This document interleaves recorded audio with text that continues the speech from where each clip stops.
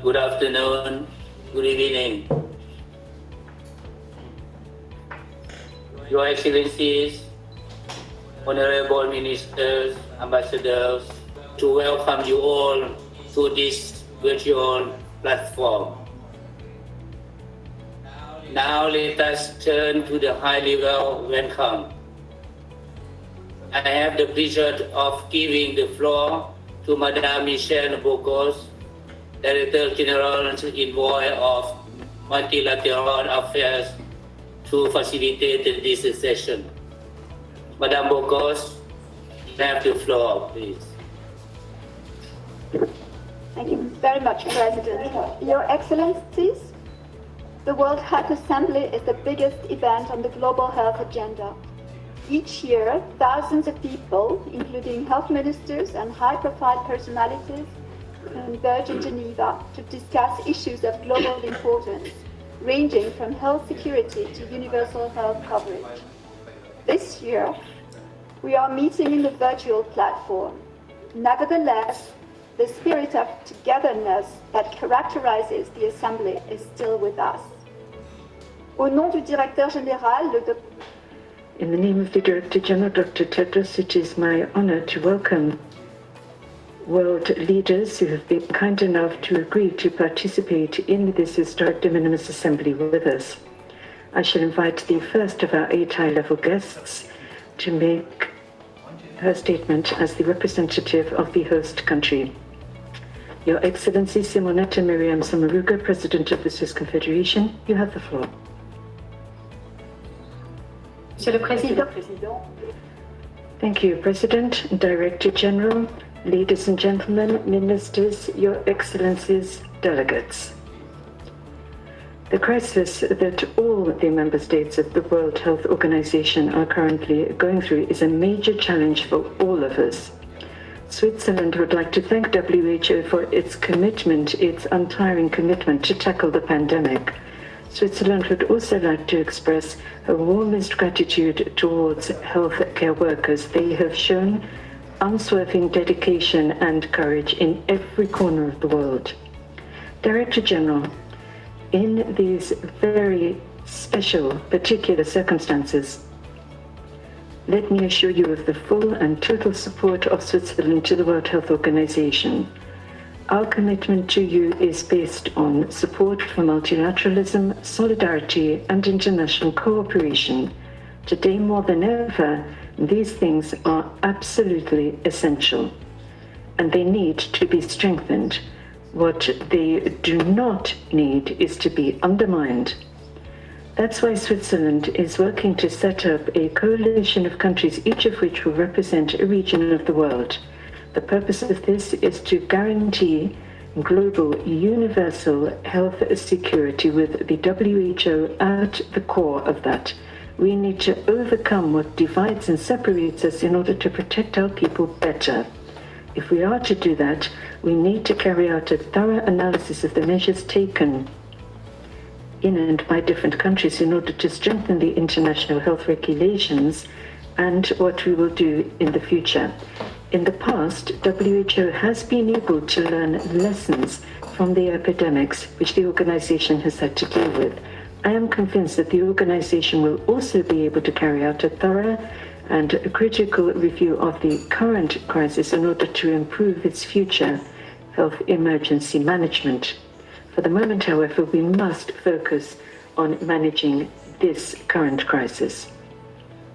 WHO needs to learn from the experiences which individual countries have had, but at the same time, she must act autonomously and in a very proactive way in order to cope with health emergencies. At the same time, it's equally important to ensure that the organization has financial room for maneuver. Yet, at the moment, the organization is being funded to the tune of almost 80% of its total contributions by voluntary contributions.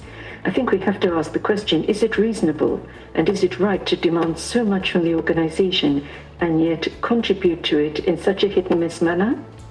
This current crisis has shown how crucial it is to have a strong, effective and universal organization which can be committed over the long term. If it is to be committed over the long term, however, it must have sustainable financing, which will enable it to independently guarantee and provide its expertise now and in the future. Director General, as we go through this crisis, be assured that you have Switzerland's full support and cooperation. All of us as member states of the World Health Organization need to be focusing on saving lives, protecting the health of our people, and providing health care to those who are sick. We can do that, but we will do it only if we act together, pooling our strength in an international framework that provided by the World Health Organization. Thank you. Je vous remercie. Thank you very much, Your Excellency. The Secretary General of the United Nations, Mr. Antonio Guterres, has been good enough to be with us today as well. Your Excellency, the floor is yours. Excellency, ladies and dear colleagues, thank you for this opportunity to address you on the great age. The COVID-19 pandemic has demonstrated our global fragility. Despite the enormous scientific and technological advances of recent decades, a microscopic virus has brought us to our knees. We do not yet know how to eradicate, treat, or vaccinate against COVID-19. And we have no clear idea when we will be able to do these things. But the fragility exposed by the virus is not limited to our health systems. It affects all areas of our world and our institutions. The fragility of coordinated global efforts is highlighted by our failed response to the climate crisis. The fragility of our nuclear disarmament regime is shown by the ever-increasing risk of proliferation. The fragility of our web protocols is laid bare by constant breaches in cybersecurity, as cyber warfare is also already happening in a lawless international environment. COVID-19 must be a wake-up call. It is time for an end of these hubris. Our deep feelings of powerlessness must lead to greater humility. Deadly global threats require a new unity and solidarity.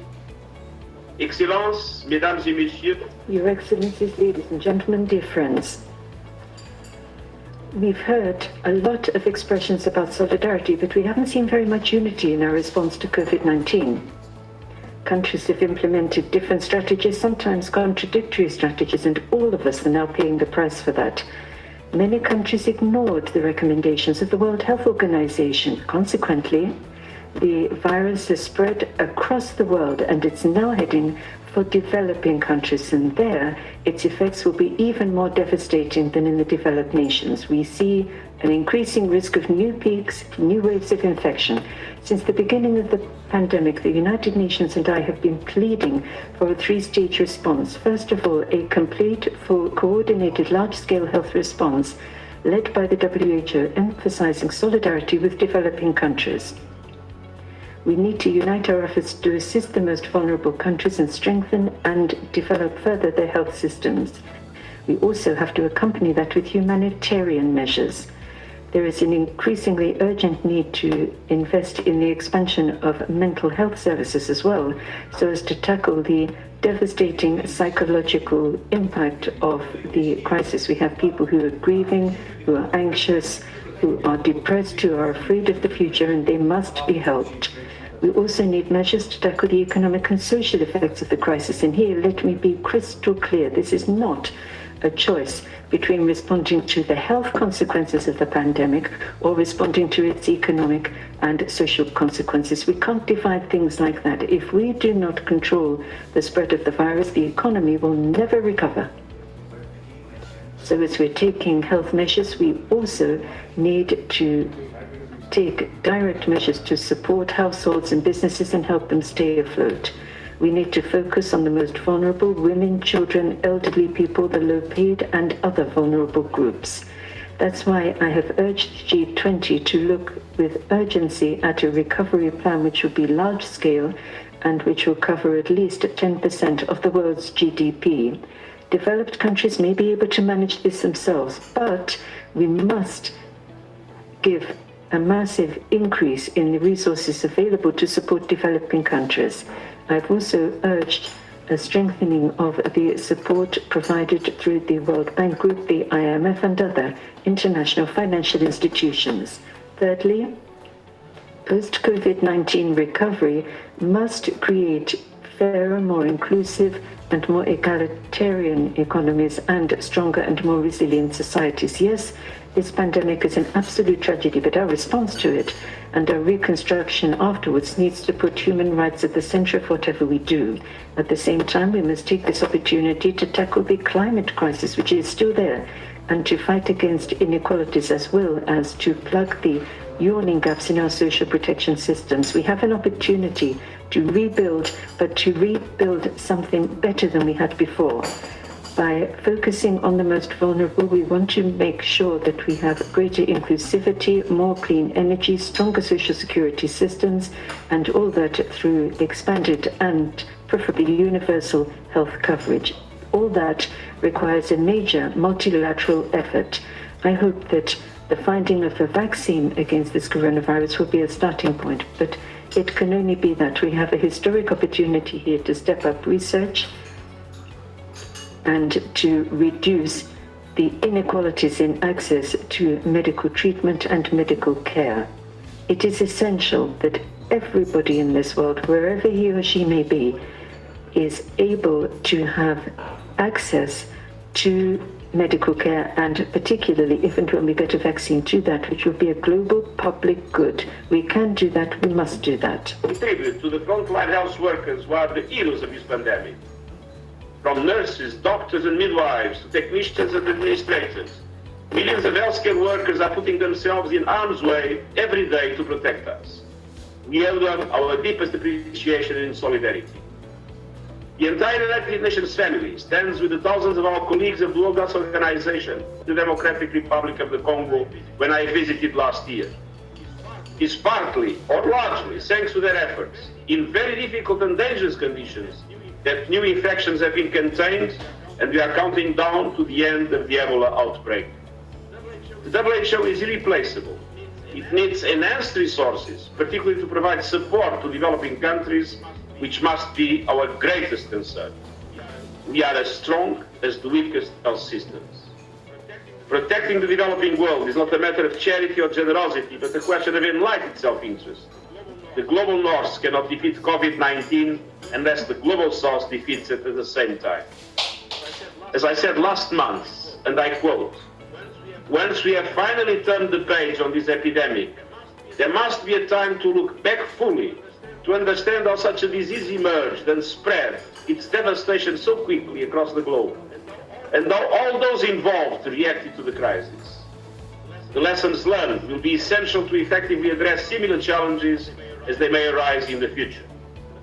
But now is not that time. Now is a time for unity, for the international community to work together in solidarity to stop this virus and its shattering consequences." End of quote. We cannot contemplate a future of fear and insecurity. Either we get through this pandemic together or we fail. Either we stand together or we fall apart. Thank you. Thank you, Excellency. I shall now invite the President of South Africa and current Chairperson of the African Union, His Excellency President Matamela Cyril Ramaphosa, to make a statement. I think for the connection with South Africa, we'll just show a short video again.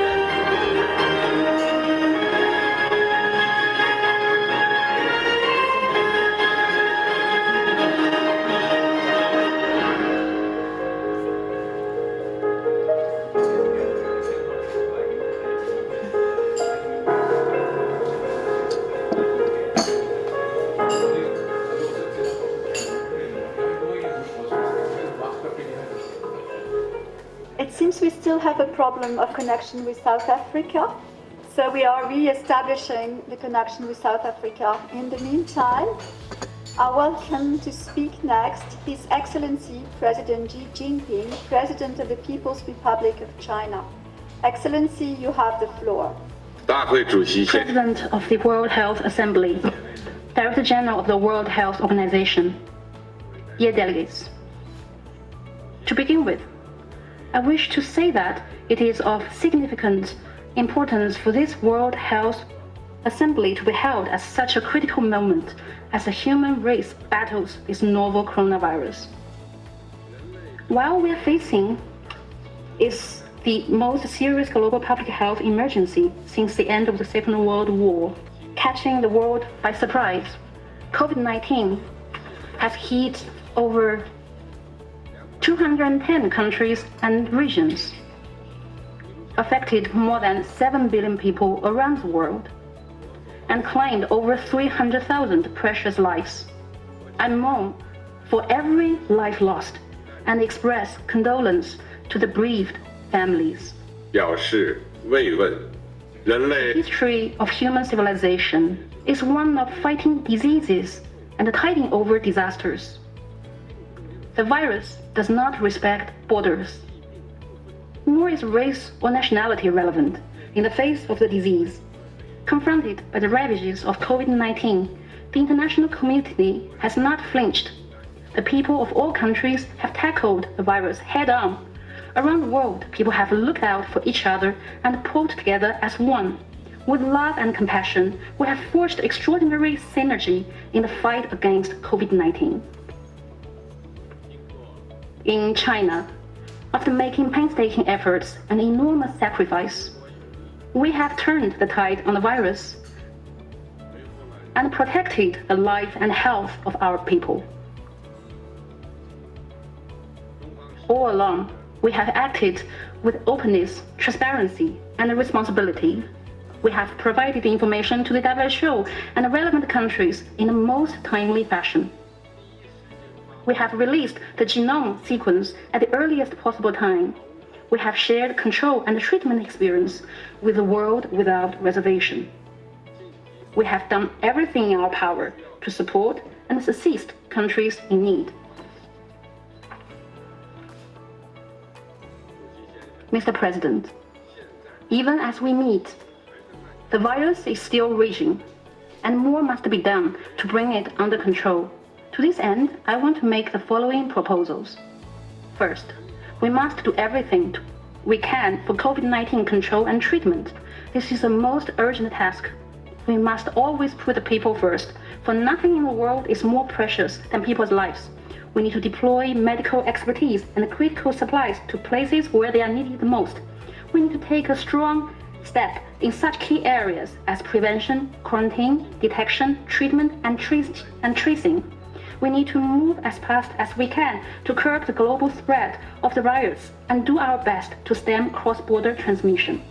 We need to step up information sharing, exchange experience and best practice, and pursue international cooperation on testing methods, clinical treatment, and vaccine and medicine research and development. We also need to continue supporting global research by scientists on the source and transmission routes of the virus. Second, the World Health Organization should lead the global response. Under the leadership of Dr. Tedros, WHO has made a major contribution in leading and advancing the global response to COVID-19. Its good work is applauded by the international community. At this critical juncture, to support WHO is to support international cooperation and the battle for saving lives as well. China calls on the international community to increase political and financial support for WHO so as to mobilize resources worldwide to defeat the virus. Third, we must provide greater support for Africa. Developing countries, African countries in particular, have weaker public health systems. Helping them build capacity must be our top priority in COVID-19 response. The world needs to provide more material, technological, and personal support for African countries. China has sent a tremendous amount of medical supplies and assistance to over 50 African countries and the African Union. 5 Chinese medical expert teams have also been sent to the African continent. In total, in the past 7 decades, over 200 million people in Africa have received care and treatment from Chinese medical teams. At present, 46 resident Chinese medical teams are in Africa, helping with COVID-19 containment efforts locally. Fourth, we must strengthen global governance in the area of public health. We human beings will eventually prevail over the coronavirus. Yet, this may not be the last time a major health emergency comes knocking at our door. In view of the weakness and deficiencies exposed by COVID-19, we need to improve the governance system for public health security. We need to respond more quickly to public health emergencies and establish global and regional reserve centers of anti-epidemic supplies. China supports the idea of a comprehensive review of the global response to COVID-19 after it is brought under control, to sum up experience and address deficiencies. This work should be based on science and professionalism, led by the WHO and conducted in an objective and impartial manner. Fifth, we must restore economic and social development. While working on an ongoing basis to contain the virus, countries where conditions permit may reopen businesses and schools in an orderly fashion in observance of WHO's professional recommendations. In the meantime, international macroeconomic policy coordination should be stepped up, and the global industrial and supply chains be kept stable and unclogged if we are to restore growth to the economy of the world. Sixth, we must strengthen international cooperation. Mankind is a community with a shared future. Solidarity and cooperation is our most powerful weapon for defeating the virus. This is the key lessons the world has learned from fighting HIV/AIDS, Ebola, avian influenza, H1N1, and other major epidemics. And solidarity and cooperation is a sure way through which we, the people of the world, can defeat this novel coronavirus. Mr. President, China stands for the vision of building a community with a shared future for mankind. China takes it as its responsibility to ensure not just the life and health of its own citizens, but also global public health. For the sake of boosting international cooperation against COVID-19, I would like to announce the following. China will provide $2 billion over 2 years to help with COVID-19 response. And with economic and social development in affected countries, especially developing countries. China will work with the UN to set up a global humanitarian response depot and hub in China, ensure the operation of anti-epidemic supply chains, and foster green corridors for fast-track transportation and customs clearance. China will establish a cooperation mechanism for its hospitals to pair up with 30 African hospitals and accelerate the building of the Africa CDC headquarters to help the continent ramp up its disease preparedness and control capacity. COVID-19 vaccine development and deployment in China, when available, will be made a global public good. This will be China's contribution to ensuring vaccine accessibility and affordability in developing countries. China will work with other G20 members to implement the debt service suspension initiative for the poorest countries. China is also ready to work with the international community to bolster support for the hardest hit countries under the greatest strain of debt service, so that they could tide over the current difficulties. To conclude, I call on all of us to come together and work as one. Let's make concerted efforts to protect the health and life of people in all countries. Let's work together to safeguard planet Earth, our common home. Let's work together to build a global community of health for all. I thank you. Thank you, Excellency. J'ai le plaisir à présent de donner la parole au président de la France. Thank you. It's my pleasure now to give the floor to the President of France, His Excellency Mr. Emmanuel Macron. Sir, the floor is yours. Monsieur le Président de l'Assemblée. Thank you. President of the World Health Assembly, United Nations Secretary General, ladies and gentlemen, heads of state and government, Director General of the World Health Organization. To begin with, may I thank you for having invited me to participate at this opening of the 73rd World Health Assembly. There is no doubt that this is one of the most important assemblies in the history of the World Health Organization. It must be a moment for unity and a moment for solidarity, but also a moment for clear thought and action in the face of what is an unprecedented global crisis affecting all of us. It should also be a moment for remembering the intentions of the WHO's founding fathers in 1948. They wanted to build a new world where everybody could enjoy the best possible standard of health, and that's a fundamental right for every human being.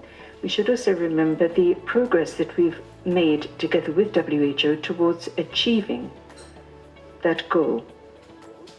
We've achieved increased life expectancy, reduced child mortality, we've eradicated fatal diseases such as smallpox, and then there are the battles which we're still waging against tuberculosis, malaria, and HIV, to increase access to medical treatment, to spread vaccination, and to strengthen health systems. The COVID-19 pandemic has, of course, turned our lives and our societies upside down. It's brought our economies to a halt, and it's exposed the vulnerability of all of us. In addition, it's reminded us, if we needed such a reminder, of how valuable human health is and how valuable those who work to protect it are. In this year of nurses and midwives, I should like to take this opportunity to pay tribute to all of those who are working on the front line to protect and take care of others. Sometimes they're doing so at risk of their own lives, and the appalling attack against a maternity hospital in Afghanistan a few days ago has shown how tragically true that is. At a moment when health workers are fighting against the pandemic, when all our people and all our countries are facing it with courage, we cannot let ourselves be divided. We have no right to shirk our responsibilities. We do, however, have a collective duty to be effective. Our absolute priority, the only priority worth talking about, is to conquer this pandemic, and each of us can contribute to bringing that about. States, international organizations, specialized funds, grassroots organizations and non-governmental organizations, the pharmaceutical industry, development banks, and ordinary citizens. Only if we join forces together will we beat this pandemic, and we need WHO for her irreplaceable coordinating role, for her scientific expertise, for her knowledge of the situation on the ground. We need a strong WHO to tackle COVID-19, and the WHO is us, its member states. Therefore, if the organization is to play its role in full in coordinating an international response to pandemics, this and others, it needs all of us. That's precisely why recently France has decided to substantially increase our financial contribution to this organization. With WHO, with our European partners, and with everybody involved in global health, we have launched an initiative called WHA. The purpose of that is to offer massive support to research, to speed up the results of medical research, and to ensure that we can guarantee universal access to the tools we need to fight the pandemic. If we do discover a vaccine against COVID-19, it will be a global public good, and everyone must have access to it. This is a question of effectiveness, really. As long as the disease remains a threat to a few, it will remain a threat for everybody. It's also, however, a question of principle. Human health cannot be quarreled over, cannot be appropriated, and cannot be bought and sold. Therefore, Europe makes an unrestricted commitment to building and improving the international response to the pandemic. On the 4th of May last, a financing conference was organized by the European Commission, and that made it possible to mobilize 7.5 billion euros to achieve the goals of WHA. With her international partners then, Europe intends to make a solid response to strengthen the implementation of the international health regulations, to improve warning systems and emergency response, and to strengthen research so that we can, together and in a spirit of cooperation and transparency, better understand the crisis we are facing and learn the lessons as to how we can best respond to it. We need to look the situation clearly and head-on and carry out an honest and vigorous assessment of what's worked and what hasn't worked in the way this international crisis has been managed. Here we have an opportunity to provide a single, united response to the pandemic, free of complacency and unfounded accusations. We need to be united, demanding, and clear-headed. That is our duty. I therefore urge all the members of this assembly to show both responsibility and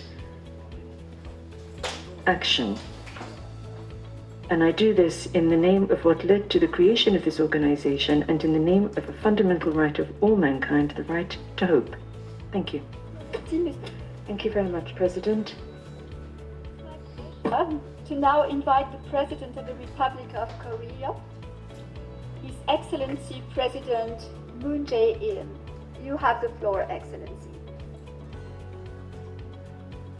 존경하는 의장님, 사무총장님, 각국 대표단 여러분, 코로나 극복하고 Delegates from various nations, I find it greatly meaningful to speak before the World Health Assembly, a gathering convened to overcome COVID-19 and usher in new hope. First of all, I would like to offer my deepest condolences and words of comfort to the victims of COVID-19 all over the world. Moreover, my utmost respect and gratitude go to the medical and quarantine professionals in each country, putting themselves at risk to protect the health and safety of humanity. Today, I would like to introduce to you the choice made by the Korean people to overcome COVID-19, the choice of a freedom for all. The Republic of Korea was one of the first countries hit by COVID-19, and we had to swiftly identify a solution against the aggressive virus. In that moment of crisis and challenge, the Korean people made a bold decision. We took our own individual freedoms and turned it to an even greater freedom, freedom for all. Rather than regarding our neighbors as dangerous spreaders of the virus or enforcing nationwide lockdown measures, we chose to protect their safety for the sake of our own safety.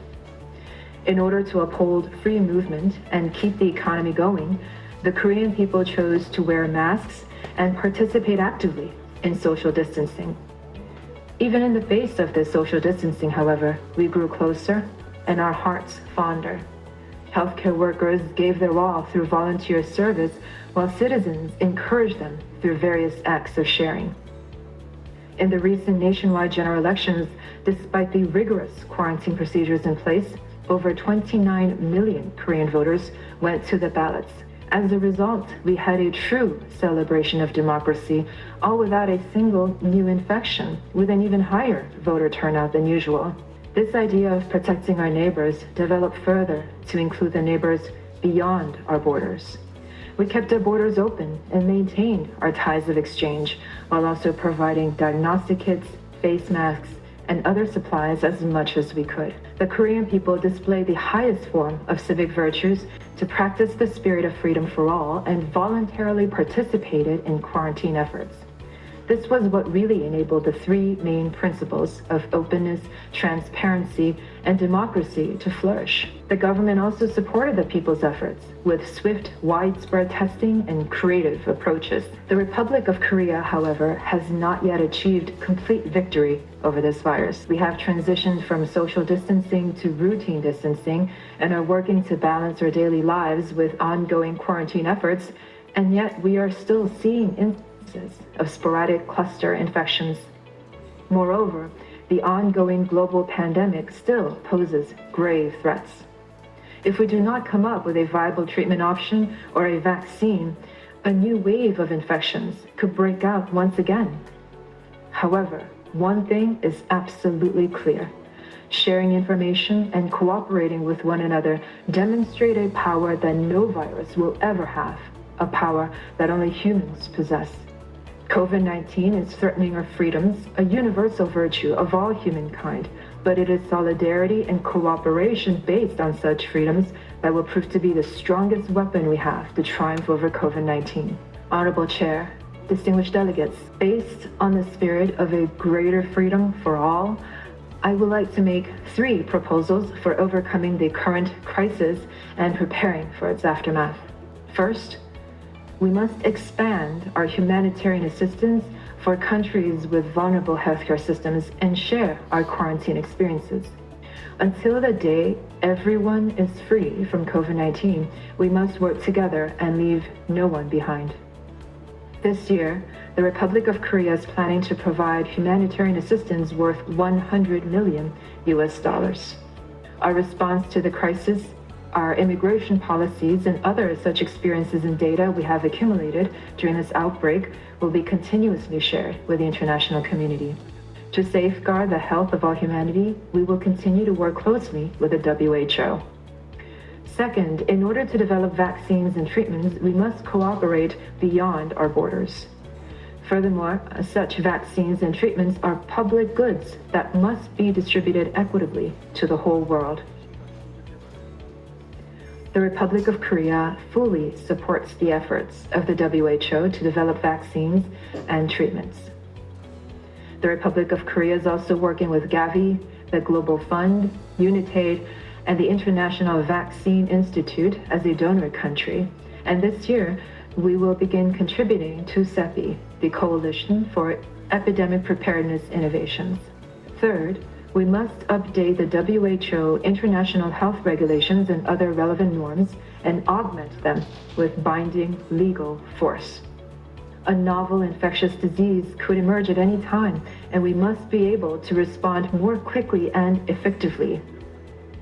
Infection-related data should be shared among countries in a more transparent manner, and an early warning system and a cooperation mechanism must be jointly established. At the G20 and ASEAN Plus 3 summits, various measures for cooperation were proposed, and I hope they will be made more concrete. Honorable Chair, Director General, delegates from various nations, in the face of crisis, humankind must choose solidarity and cooperation over the pursuit of individual interests. The world must unite under the banner of mutual trust and inclusiveness in the face of deepening crisis. If the international community firmly commits to the greater cause of freedom for all, we will undoubtedly overcome the current crisis quickly and bolster our hope for the post-COVID-19 era. I'm going to reconnect with South Africa to listen to President Ramaphosa's speech. If you are online, can you please click on the video?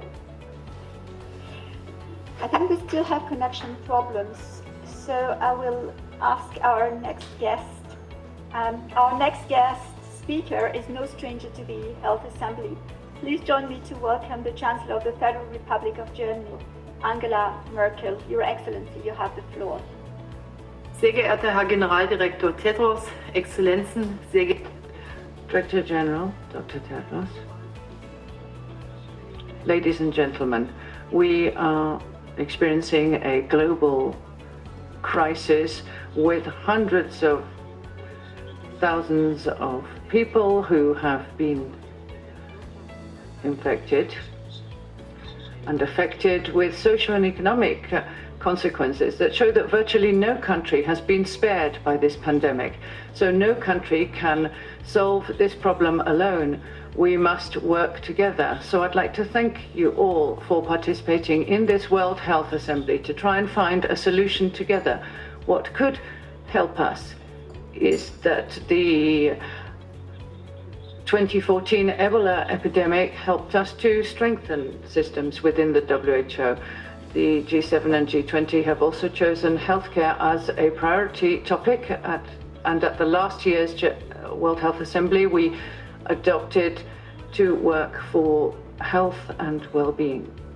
COVID-19 shows that we need to do more, in particular in the area of prevention and in working on research and strengthening health systems. The WHO is the legitimate world organization for the area of health, and so we should continue to work to improve procedures within the WHO, and we also need to look at the financing to ensure it is sustainable. And we must first of all combat this pandemic, and we need to put into place a solution that everyone can stand behind. And we need to face together the socio-economic costs and consequences of the pandemic.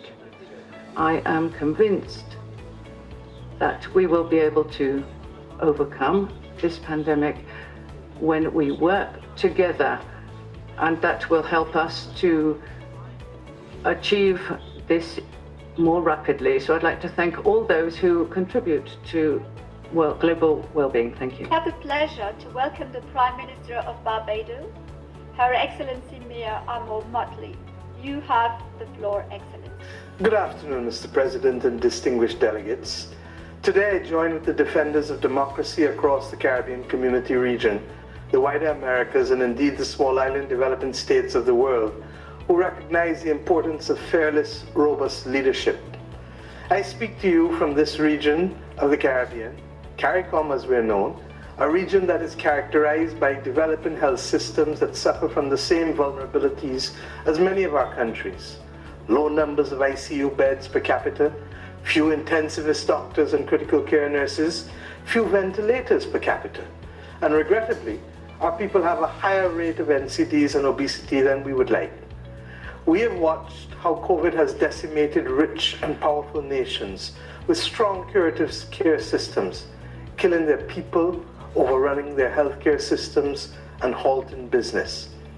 And so early on, CARICOM decided that we cannot fight the illness and that we had to delay the arrival of COVID-19 into the region as far as possible. We mobilized all of our regional agencies, those that dealt with public health, like the Caribbean Public Health Agency, CARFA, or the modeling, like the University of the West Indies, or with our disaster preparedness and mitigation, like SEDEMA, or with the tracking and the movement of persons through our borders, like the Joint Regional Communications Center of CARICOM. The Caribbean region's economies ranks among the most travel and tourism dependent economies in the world. And this has exposed our people and our economies in a way that we have not experienced since becoming independent nations more than 50 years ago in some instances. In our own case in Barbados, our Emergency Operations Center in the Ministry of Health has been functioning since mid-January.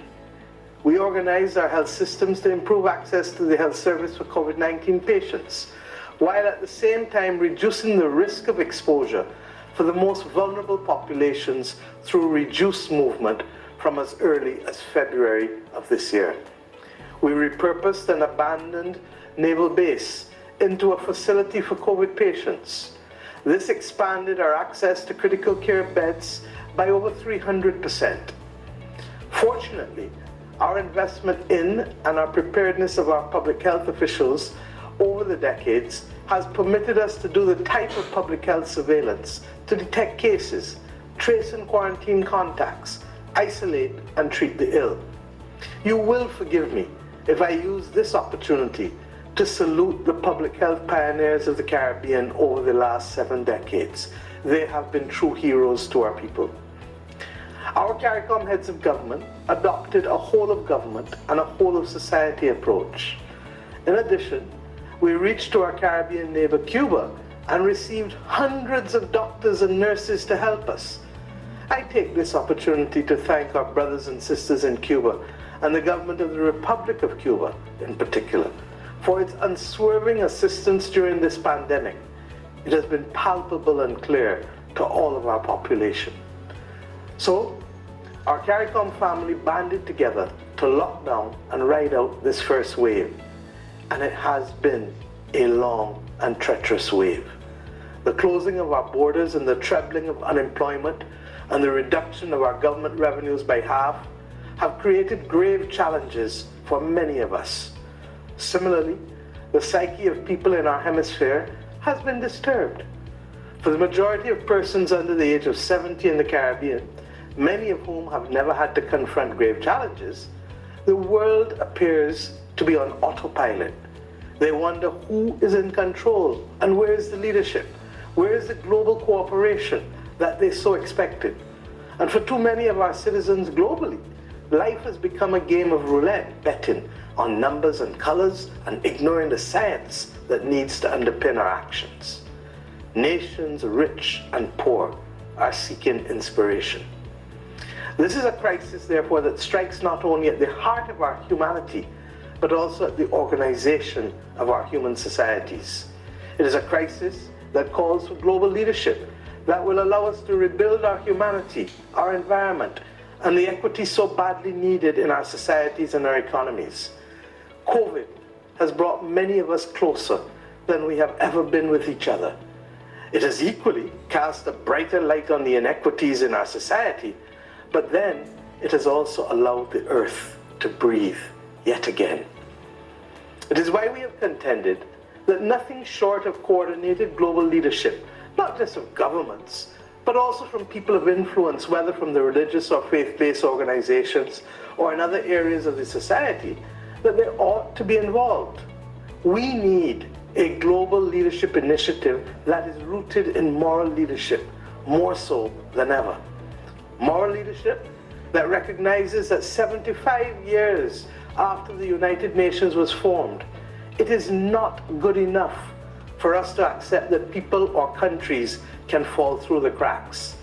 That in particular, as we reflect on the events of the last 3 months, were it not for the Pan American Health Organization, PAHO, or CARPHA, the Caribbean Public Health Agency, and more recently the WHO, we would believe that we were living in the wild, wild west that we see in movies, where only those who are strong and well endowed should survive.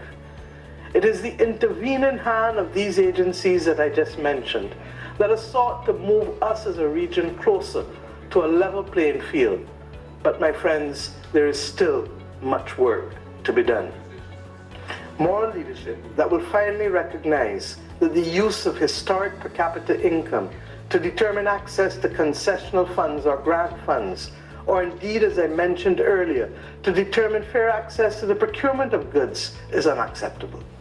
As I have said many times, it is the equivalent of taking my blood pressure reading from 2 years ago and using it today to determine my vulnerability to a stroke. A completely useless exercise. Even when our circumstances deteriorate, there has been no review that takes into account the inherent vulnerability to which we are exposed and which prevents us from being able to access critical money or goods. In addition, the use of certain proxy criteria to access technologies, medicines, vaccines, or concessional funds would exclude vulnerable countries such as ours in the Caribbean, some in Latin America, and even in the Pacific. Why? Because we are using criteria that are more relevant to fighting problems that have little or no relevance to our current vulnerabilities and challenges. For example, we are less than 2 weeks away from the beginning of the hurricane season. Tropical Storm Arthur has already formed off of the Bahamas, well in advance of that start. Many of us are already confronting droughts and the presence of sargassum weed as a result of the climate crisis, and it is wreaking havoc in our societies. But none of these challenges are captured by per capita income or by maternal mortality rates. None of them. In addition, where there is global market failure, as is happening now, small middle-income states are at risk of not being seen or heard, or not even accessing critical goods and supplies. I take this opportunity to thank Dr. Tedros for reaching out to the Executive Director of the Global Fund last evening to advocate for the countries in the region that have been excluded from procurement through the consortium of critical COVID-19 medical supplies. We need to be included. It is also therefore clear that we need, therefore, additional criteria to determine equitable access and fair allocation, criteria that better take into account that vulnerability which we have. And if we're asking for the same solution for climate, for external shocks, as we are asking for the pandemic, it is because all three destroy our capacity to produce as nations and the ability of our people to survive. It is against this background, my friends, that equitable access and fair allocation of resources will allow our small states, particularly middle-income ones, dependent on travel, to be able to have access to increased supplies for testing, such that we can reopen our societies safely to intra-regional travel and thereafter to extra-regional travel. But it will also better allow us to ensure that there is a return to safe work by safe people, the least vulnerable people to COVID-19 in our countries. While we can tolerate high unemployment and severe contraction of our economies for 2 to 3 months, the consequences to our societies of prolonged shutdown are as equal as the high incidence of COVID among our population. That is why we need urgently to get access to adequate numbers of the appropriate tests, in particular the rapid tests that are affordable and reliable if we are to allow our economies and societies to reopen safely. Our small states have been suffering from high debt and low growth for decades, and we believe that there should also be more mature and relevant conversations for middle-income, small island developing states across the globe, especially as it relates to our debt obligations in the midst of this pandemic. Many countries will either have an orderly restructuring of debt, or at the very least, a debt moratorium that provides certainty for both the borrower and the lender. Or they will have a disorderly unraveling that will create a crisis both within the respective countries and within the global financial markets. These conversations must admit of greater certainty in the management of our affairs, and I pray that the global community will have the courage to allow us to have them. I say so, conscious that Barbados took a major leap of faith when we restructured our debt in the last 18 months to include natural disaster clauses in our domestic and external debt instruments that provide for greater fiscal space to be created through a moratorium on the payment of principal and a capitalization of the interests should we face a natural disaster event. The certainty that these natural disaster clauses provide is increased fiscal space. Were this provision available in the context of this pandemic, it would bring tremendous relief to those countries and better position many of us to rebuild in a post-COVID-19 environment. Let me at this juncture express my appreciation to Director General Dr. Tedros and the WHO for the recent appointments of Sir Andrew Whitty and Dr. Ngozi Okonjo-Iweala, a dear friend of the Caribbean, as special envoys for the North and South respectively for the WHO's Access to COVID-19 Tools Accelerator. It is intended that they will ensure that there's a framework for equitable access to tests, therapeutics, and a vaccine, if ever there is one. In addition, our Caribbean countries salute your inclusive leadership and recognize that without your timely interventions, the efforts of PAHO and CARFA would be stymied as we try to meet the needs of our populations. 42 years on, our community still believes that the principles of Alma Ata must mean something, that we should have equitable access to the supplies we need, that we should be able to afford to save the lives of our citizens, and that solutions should be appropriate to our context. I must add at this point that global moral leadership also means that in aid of supporting human lives, which none of us can replace, that there ought to be a suspension of international sanctions imposed against countries. Whatever differences or difficulties we may have with each other, they can be put on pause while we wrestle to the ground this awful pandemic. For wherever it exists, it affects each and every one of us. My friends, there was life before COVID-19, and I know that there will be life after COVID-19. For this reason, even with the pandemic, we must not drop the ball on those other global health priorities that are critical to our overall development.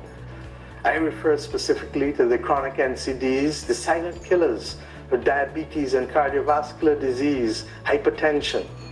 I refer to HIV and AIDS, and to the antimicrobial resistance that we're fighting, and the other health-related diseases that come as a result of the climate crisis.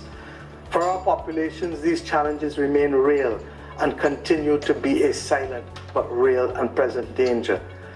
Let us use the cooperation we are trying to build to also help fight these challenges. Why? Because solidarity, unity, and partnership remain enduring principles for us. These are the principles that led our Caribbean countries to embrace the pursuit of democracy in the late 1930s, just as they also were the principles that helped the world rebuild after 3 decades of challenges 75 years ago with the formation of the United Nations and the Bretton Woods institutions. I pray that we will have the fortitude to fight against these challenges of our times, relying on these same principles of solidarity, unity, and partnership. I wish the leadership and management of the World Health Organization success in its efforts to promote health, to keep the world safe, and to serve the vulnerable people of our world as it is required to do. Your mission 73 years on, after your formation, remains critical. I say to you as I leave, the world watches on with bated breath.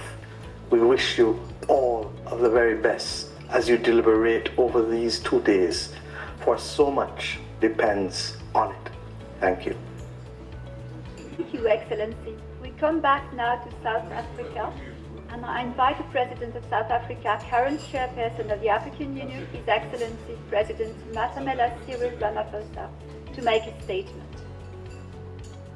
Thank you. I would like to welcome this opportunity to address the World Health Assembly. We are in the midst of the most serious public health emergency our world has experienced in over 100 years. Containing the coronavirus pandemic has dwarfed all other issues facing the international community and individual countries. The pandemic has profound social, political, economic, and security implications for all of us. It is impacting on human health, the economies of all affected countries, and the livelihoods of millions of people. Although the virus has affected both developed and developing countries, it is the poor who suffer the most. The pandemic has highlighted the dangerous and growing inequality that exists between countries and within them. The healthcare systems of many countries are struggling to cope. Some have been weakened by underfunding and neglect. Others are under pressure because they were designed to serve the select few. The pandemic has devastated the livelihoods of millions of people in many countries. The global recovery depends on our ability to accept the reality that this virus will be with us for some time and that we need to prepare to adapt accordingly. The social distancing, hygiene, and other protocols recommended by the World Health Organization must become part of our everyday lives. Africa affirms its full support for the World Health Organization, which has been key in guiding the international response to the pandemic. The World Health Organization has been instrumental in providing guidance and support to African governments. Africa is extremely vulnerable to the ravages of this virus and needs every possible support and assistance. The African Union has taken very deliberate steps to respond to the scourge. the African Union has made a call for developing countries to be assisted in their efforts to combat the pandemic and to rebuild their economies. This assistance needs to include debt relief. It also needs to include assistance with regard to diagnostic and therapeutic medical supplies. To turn back the frontiers of the pandemic, we must also deepen international collaboration as well as solidarity around issues like research and development and investment. We fully support the initiative by the World Health Organization, together with many other governments, in assisting the developing countries. For its part, South Africa is participating in several research initiatives. We must ensure that there is equitable access to medical equipment, technologies, in all respects. In this final decade towards the attainment of the Sustainable Development Goals, we must press ahead with our goal of making universal healthcare a reality for all the people of the world, and no one must be left behind. The virus has demonstrated the essential value of universal health coverage, and this is where we need full solidarity. Let us continue to be bold and courageous in confronting this pandemic. Let us continue to collaborate and act in solidarity in the interests of the millions of people around the world. I thank you. Thank you, Excellency. I now give the floor to the Director General of the World Health Organization, Dr. Tedros. You have the floor. Thank you, Ambassador Bokoz. President Somaruga, President Ramaphosa, President Xi, President Macron, President Moon, Chancellor Merkel, Prime Minister Motley, Mr. Secretary General, President of the World Health Assembly, Excellencies, colleagues, and friends. I would like to start by thanking all of our distinguished guests for their support today. Thank you for taking the time to address this important assembly. Thank you for your efforts to respond to COVID-19 at home and abroad. And thank you for your strong support for WHO at this critical time. My sisters and brothers, as you know, this year is the International Year of the Nurse and the Midwife. This assembly was intended to be a moment of recognition for the incredible contribution that nurses and midwives make every day in every country. The pandemic has robbed us of that opportunity, but it has only served to illustrate why nurses, midwives, and all health workers are so important. Nurses and midwives have been on the front lines of the fight against COVID-19, putting themselves in harm's way. Many have made the ultimate sacrifice in service of humanity. Last month, WHO published the first State of the World's Nursing Report. It shows that the world is facing a shortfall of 6 million nurses to achieve and sustain universal health coverage. But it also provides a roadmap for governments to invest in nursing, to fill that gap and progress towards universal health coverage, health for all. Now, more than ever, the world needs nurses and midwives. Please join me, wherever you are, in standing to show your appreciation for these true health heroes.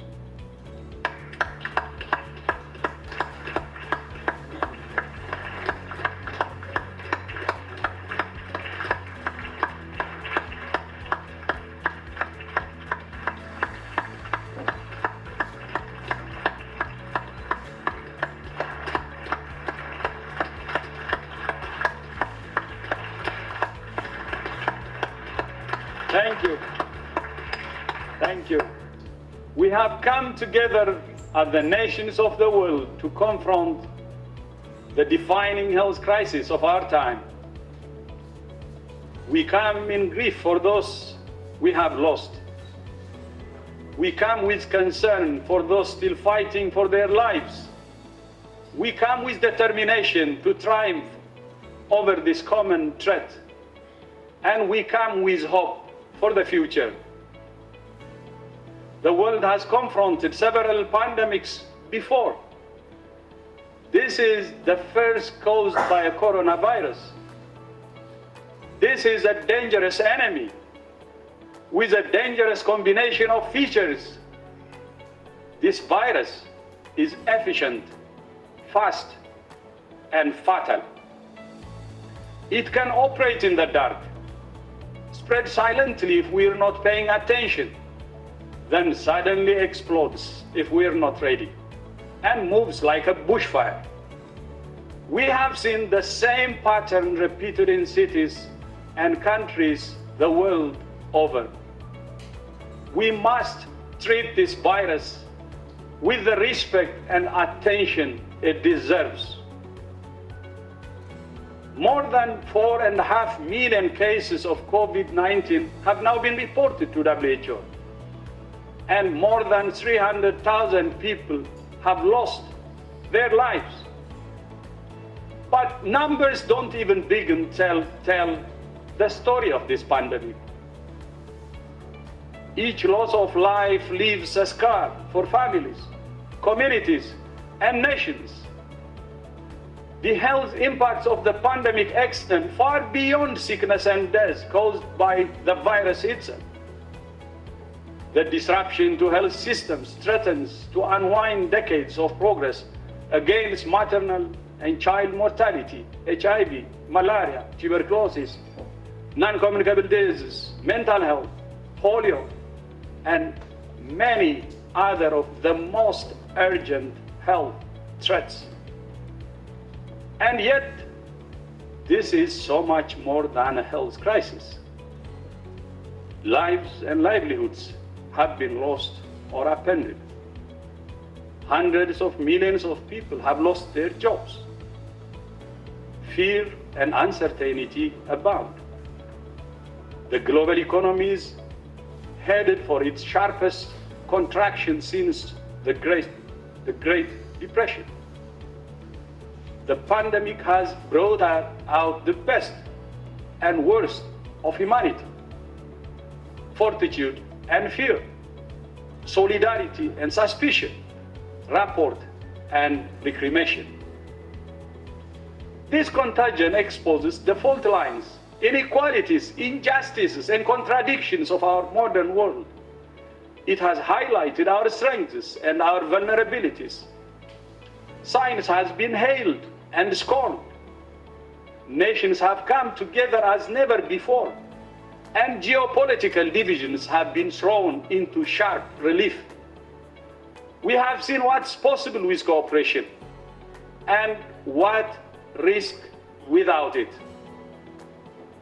The pandemic is a reminder of the intimate and delicate relationship between people and planet.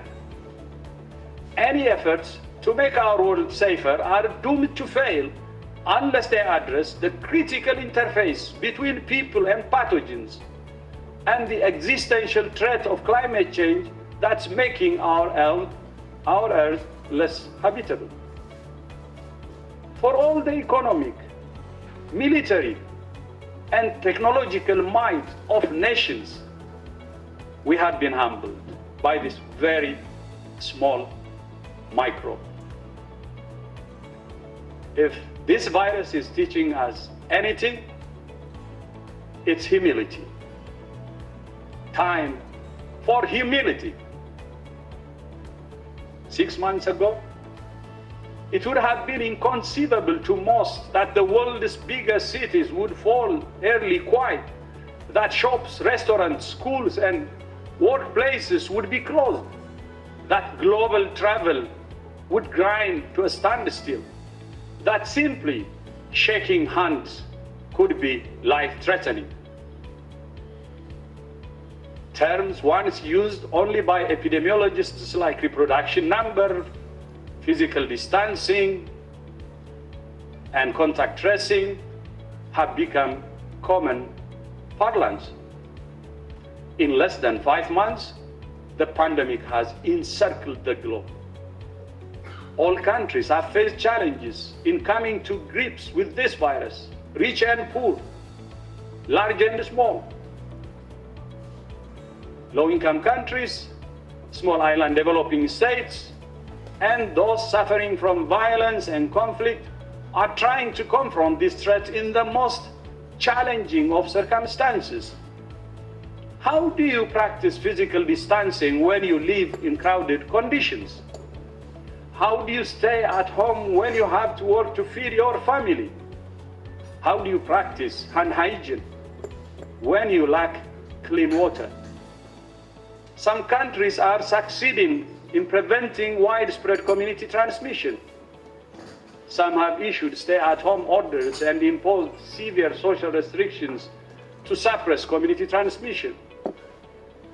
Some are still bracing for the worst, and some are now assessing how to ease the restrictions that have exacted such a heavy social and economic toll. WHO fully understands and supports the desire of countries to get back on their feet and back to work. It's precisely because we want the fastest possible global recovery that we urge countries to proceed with caution. Countries that move too fast without putting in place the public health architecture to detect and suppress transmission run a real risk of handicapping their own recovery. Early serology studies are painting a consistent picture. Even in the worst affected regions, the proportion of the population with the telltale antibodies is no more than 20%, and in most places, less than 10%. In other words, the majority of the world's population remains susceptible to this virus. The risk remains high, and we have a long road to travel. Over the past few months, we have learned an enormous amount about how to prevent infections and save lives. But there is no single action that has made the difference. No testing alone, no contact tracing alone, not isolation, quarantine, hand hygiene, or physical distancing alone. The countries that have done well have done it all. This is the comprehensive approach that WHO has called for consistently. There is no silver bullet. There is no simple solution. There is no panacea. There is no one-size-fits-all approach. It takes hard work, fidelity to science, learning, adapting as you go, and difficult decisions, of course.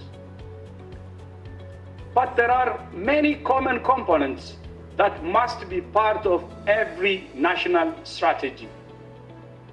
A whole of government and a whole of society response that engages and empowers people and communities to keep themselves and others safe.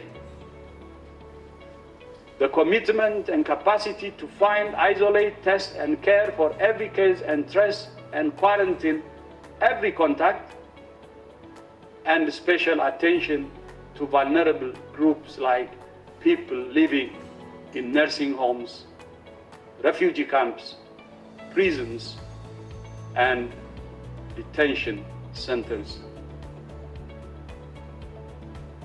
Since day one, WHO has stood shoulder to shoulder with countries in this darkest of hours. WHO sounded the alarm early, and we sounded it often. We notified countries, issued guidance for health workers within 10 days, and declared global health emergency, our highest level of alert, on the 30th of January. At the time, there were less than 100 cases and no deaths outside China. We have provided technical guidance and strategic advice based on the latest science and experience. We have supported countries to adapt and implement that guidance.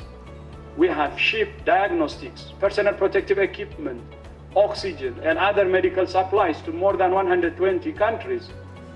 We have trained more than 2.6 million health workers in 23 languages. We have driven research and development through the Solidarity Trial. We have called the equitable access to vaccines, diagnostics, and therapeutics through the ACT, the ACT Accelerator. We have informed, engaged, and empowered people. We have fought the infodemic, combating myths with reliable information.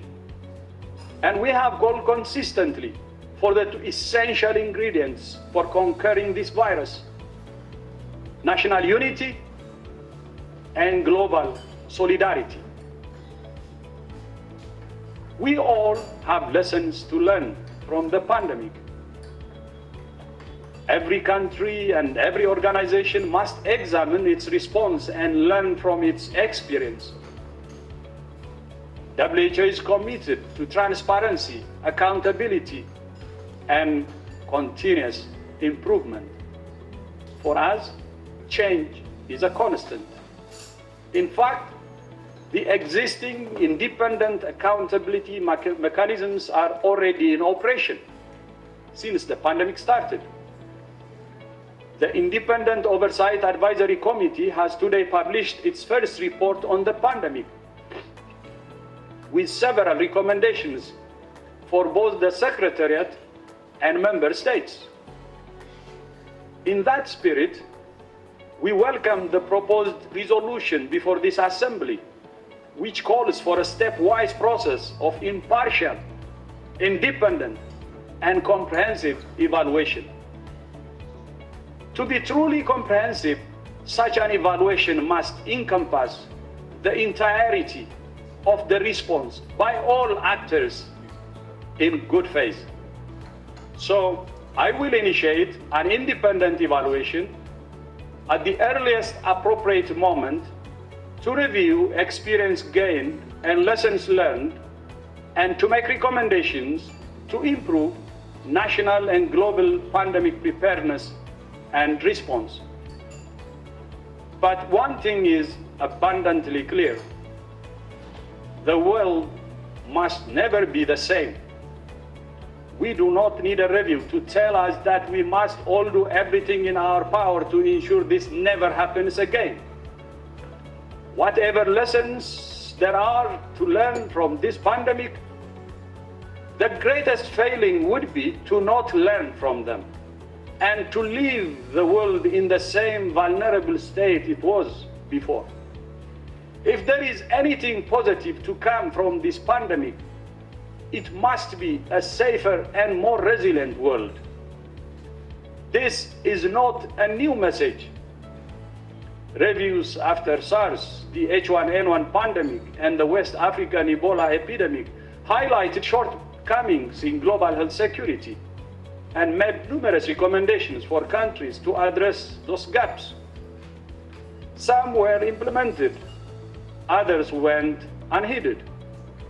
The SARS outbreak gave rise to the revision of the international health regulations in 2005. The H1N1 pandemic saw the creation of the Pandemic Influenza Preparedness Framework, and the Ebola outbreak of 2014 and 15 led to the establishment of the Pandemic Emergency Financing Facility, the WHO Emergencies Program, and the Independent Oversight Advisory Committee. The world doesn't need another plan, another system, another mechanism, another committee, or another organization. It needs to strengthen, implement, and finance the systems and organizations it has, including WHO. Many leaders who have spoken today raised two issues: implementing, supporting WHO, and financing. The world can no longer afford the short-term amnesia that has characterized its response to health security for too long. The time has come to weave together the disparate strands of global health security into an unbreakable chain, a comprehensive framework for epidemic and pandemic preparedness. The world does not lack the tools, the science, or the resources to make it safer from pandemics. What it has lacked is the sustained commitment to use the tools, the science, and the resources it has. That must change, and it must change today. Today, I'm calling on all nations to resolve that they will do everything it takes to ensure that the 2020 coronavirus pandemic is never repeated. I'm calling on all nations to invest in strengthening and implementing the many tools at our disposal, especially the global treaty that underpins global health security, the international health regulations. To be successful, we must all commit to mutual ownership and accountability.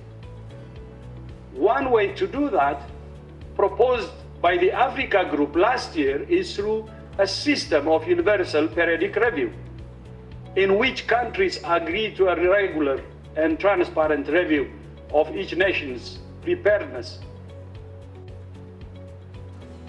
Since my election at this assembly 3 years ago, I have made a priority of transforming WHO into an organization that's agile and responsive, focused on outcomes and impact.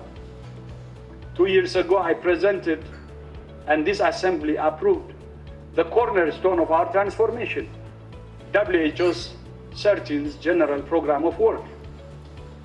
At its heart are the ambitious triple billion targets: 1 billion more people enjoying better health and well-being, 1 billion more people benefiting from universal health coverage, and 1 billion more people better protected from health emergencies. These are the targets that the world has set itself to achieve by 2023, to get on track and stay on track for the Sustainable Development Goals. The WHO results report launched today provides a comprehensive picture of what WHO, its member states, and partners have achieved in the past 2 years. On healthy populations, we have made important progress to improve the air people breathe, the food they eat, the water they drink, the roads they use, and the conditions in which they live and work are the most important actually in bringing health.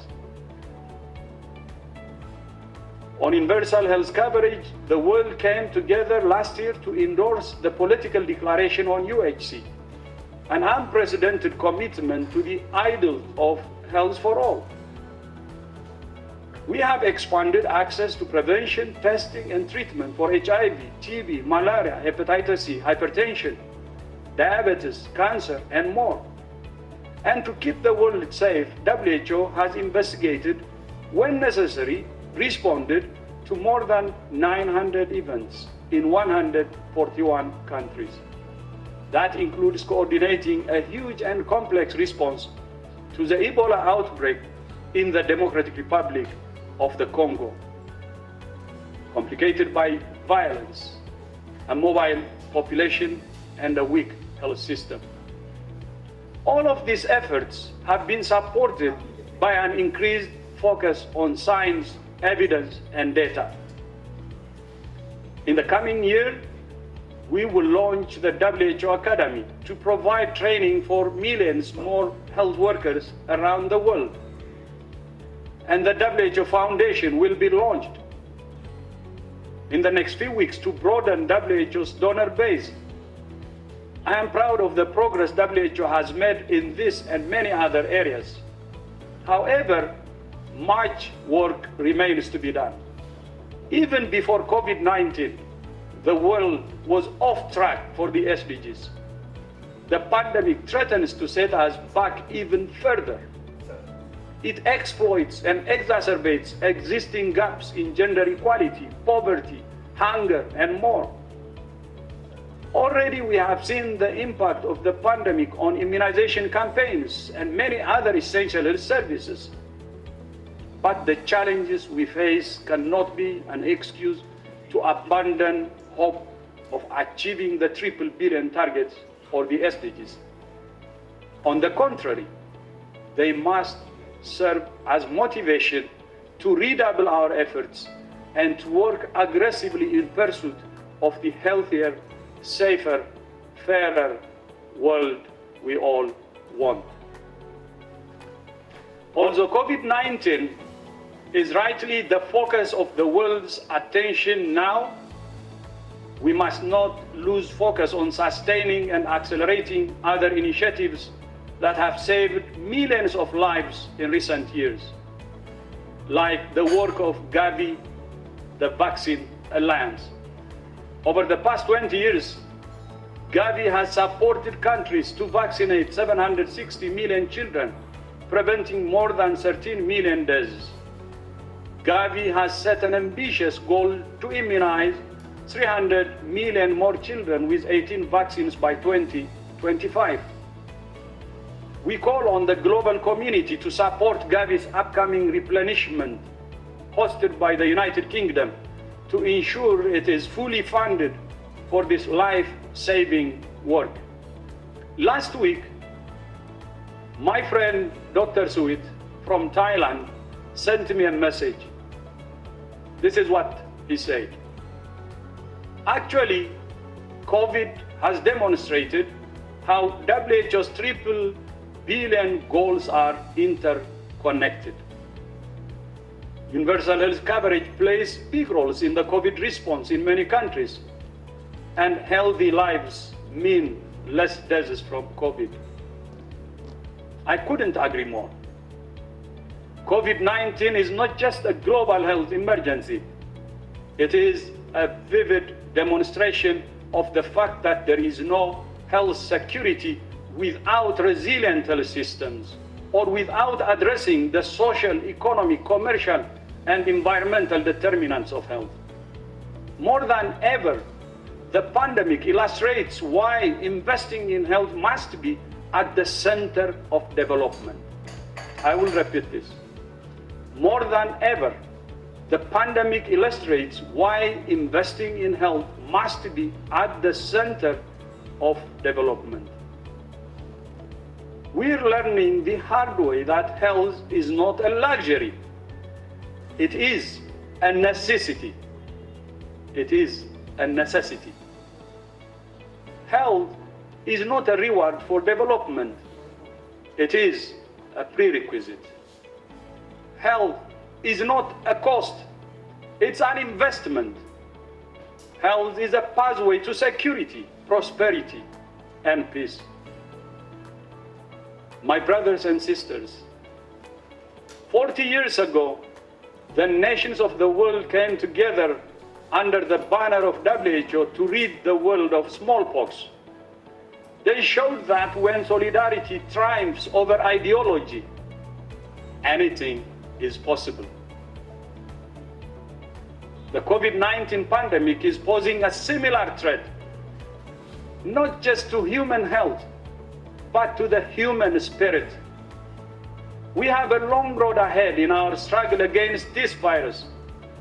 The pandemic has tested, strengthened, and strained the bonds of fellowship between nations, but it has not broken them. The COVID-19 pandemic is asking us two fundamental questions. What sort of world do we want? And what sort of WHO do we want? The answer to the first question will determine the answer to the second. Now, more than ever, we need a healthier world. Now, more than ever, we need a safer world. Now, more than ever, we need a fairer world. Healthy, safe, and fair.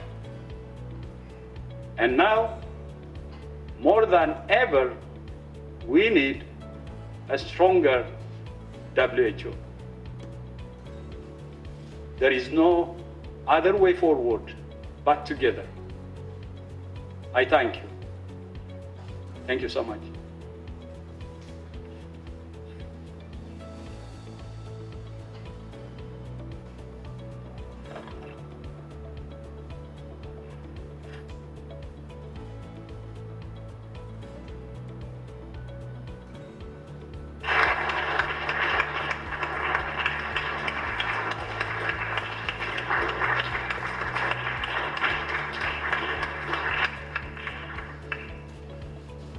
Thank you, Director General, for your speech.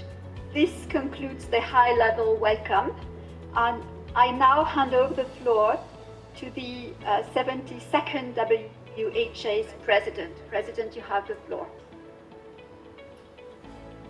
Thank you very much, Madam. Excellencies, before I officially open the I would like to make a few remarks.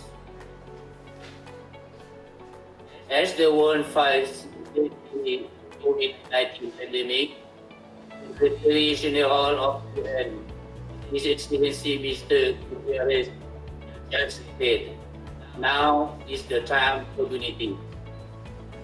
The COVID-19 pandemic in all countries. It affects every person in the global community for all aspects of life, regionally, nationally, and globally. Our health, well-being, social life, and economic viability are challenged, even threatened. Our lockdown is necessary to keep COVID under control, but hampers our ability to protect our routine work. Furthermore, we expect economic recovery to take a long time, while we advocate to maintain domestic and international support for health and social programs. Expect to reduce its current space for them globally. Because of lower and middle income countries have less reserves, we will bear the weight of slow economic recovery in this possibility. At the same time, we face phasing out of various programs that support improving the livelihood and routine activities. For example, we are in the transition period for Gavi government. Together, these all made our reaching the Sustainable Development Goals and other international targets. Thus, we are requesting flexibility during this transition period. We have heard today from a broad cross-section of leaders in their fight against COVID-19. Evident were the struggles we all face, both domestically and distribution to address the global pandemic, from France, Germany, and Switzerland in Europe, to the Republic of Korea in our own region, across South Africa, and from a small island state of Barbados. The message from President Xi Jinping has inspired us so much to fight the pandemic. And we are so pleased to learn from the success of the scientists in handling the COVID pandemic in the country, as well as its participation and mobilization of global effort to fight against the novel virus. Furthermore, China has played a role in providing the valuable assistance in the medical equipment and expertise to developing countries. They have also supported to the World Health Organization to take charge of the global effort and solidarity that is needed more than ever at this critical time. We highly evaluate the concept of community of health for mankind raised by President. This has demonstrated the true spirit of global partnership for humanity that China has undertaken, and we appreciate that. Excellencies, Honorable Director General, ladies and gentlemen, in this spirit, I would like now to welcome you to the 23rd World Health Assembly. Let us now turn to election of the President. In accordance with the rules of the rules of procedure, at each regular session, the Assembly shall elect and 5 vice presidents who shall hold the office when their successors are elected. In advance of the white paper has been created, which contains names of candidates proposed for election, following consultation within their respective regions as well as their respective countries. To consider the nomination for the office of President of the 73rd World Health Assembly, I recall that in accordance with the practice of regional rotation, which the Assembly has followed for 4 years, the President of the World Health Assembly chosen among the members of the Division of the Americas.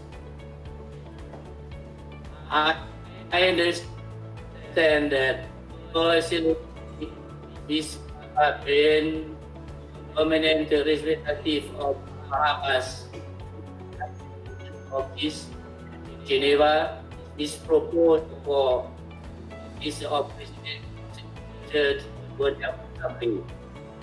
This proposal acceptable?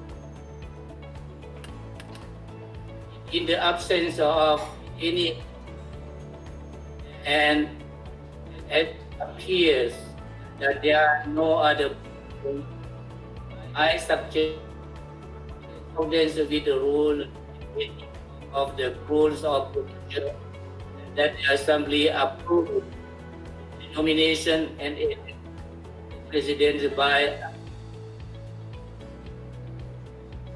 Ambassador Ben by elected of the 73rd Assembly. Congratulations, Ben.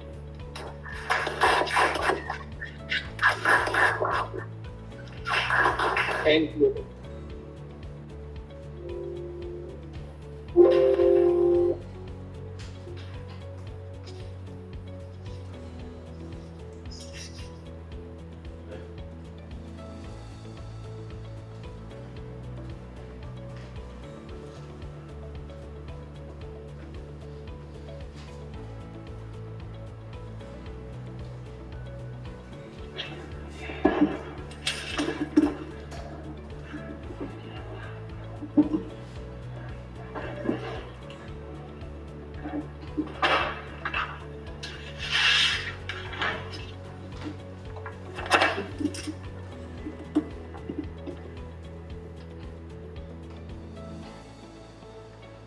Your Excellencies, Honorable Ministers, Ambassadors, Delegates, Director General, I would like to thank this August Assembly for their trust in electing me as the President of the 73rd World Health Assembly.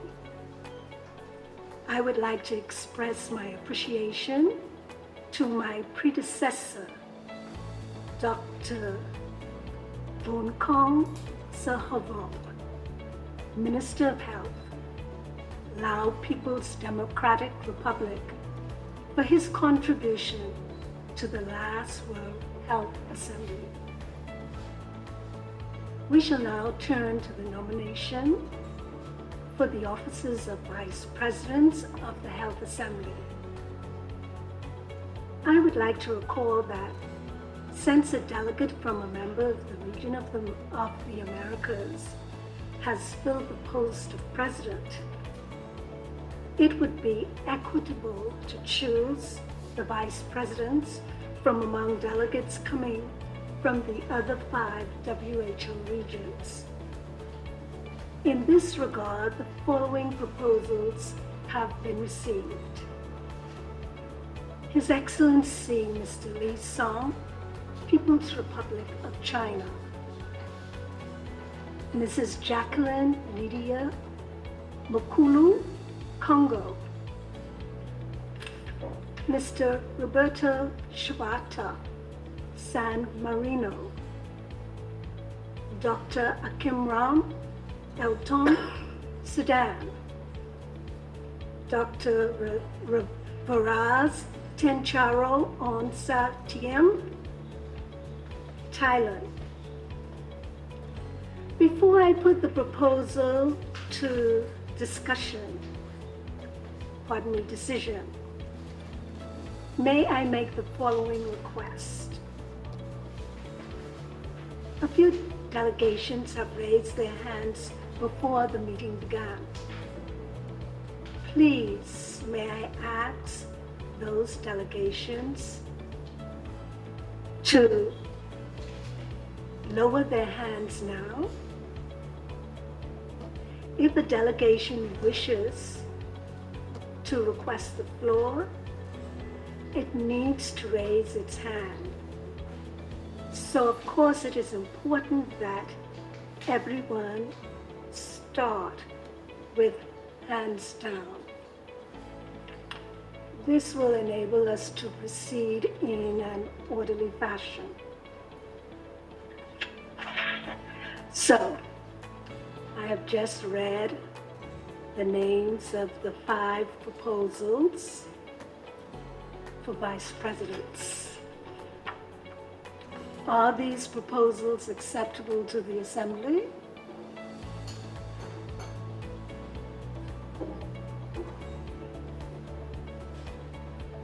I understand that the United Arab Emirates has raised their hand.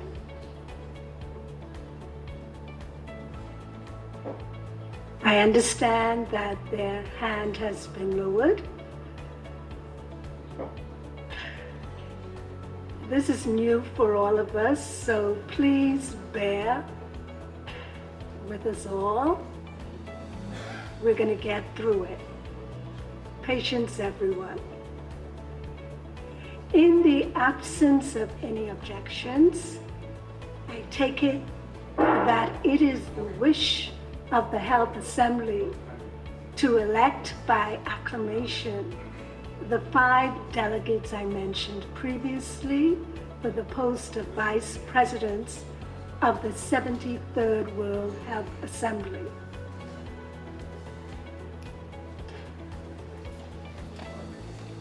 I take this opportunity to congratulate the Vice Presidents on their election. I shall now determine by lot of order in which the Vice President shall be requested to serve should the President be unable to act in between sessions. The names of the 5 Vice Presidents who I referred to earlier have been written down on 5 separate paper slips, which I'm going to draw by lot.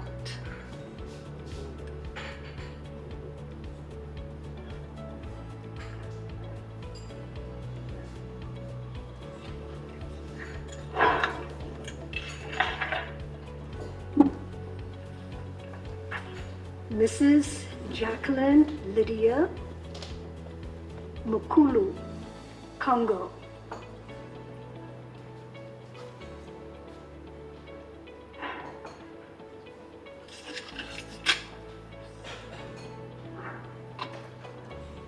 Mr.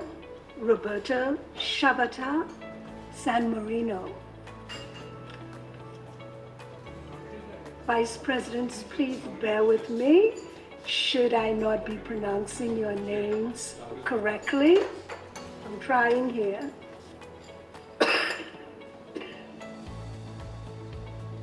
Dr. Viraj Tencharadan and Santiam, Thailand. I'm getting there.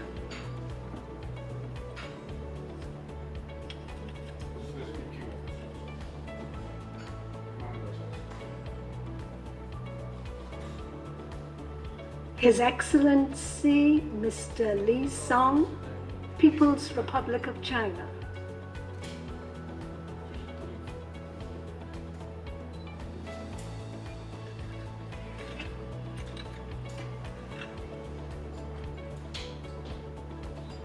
Dr. Akram Elton, Sudan.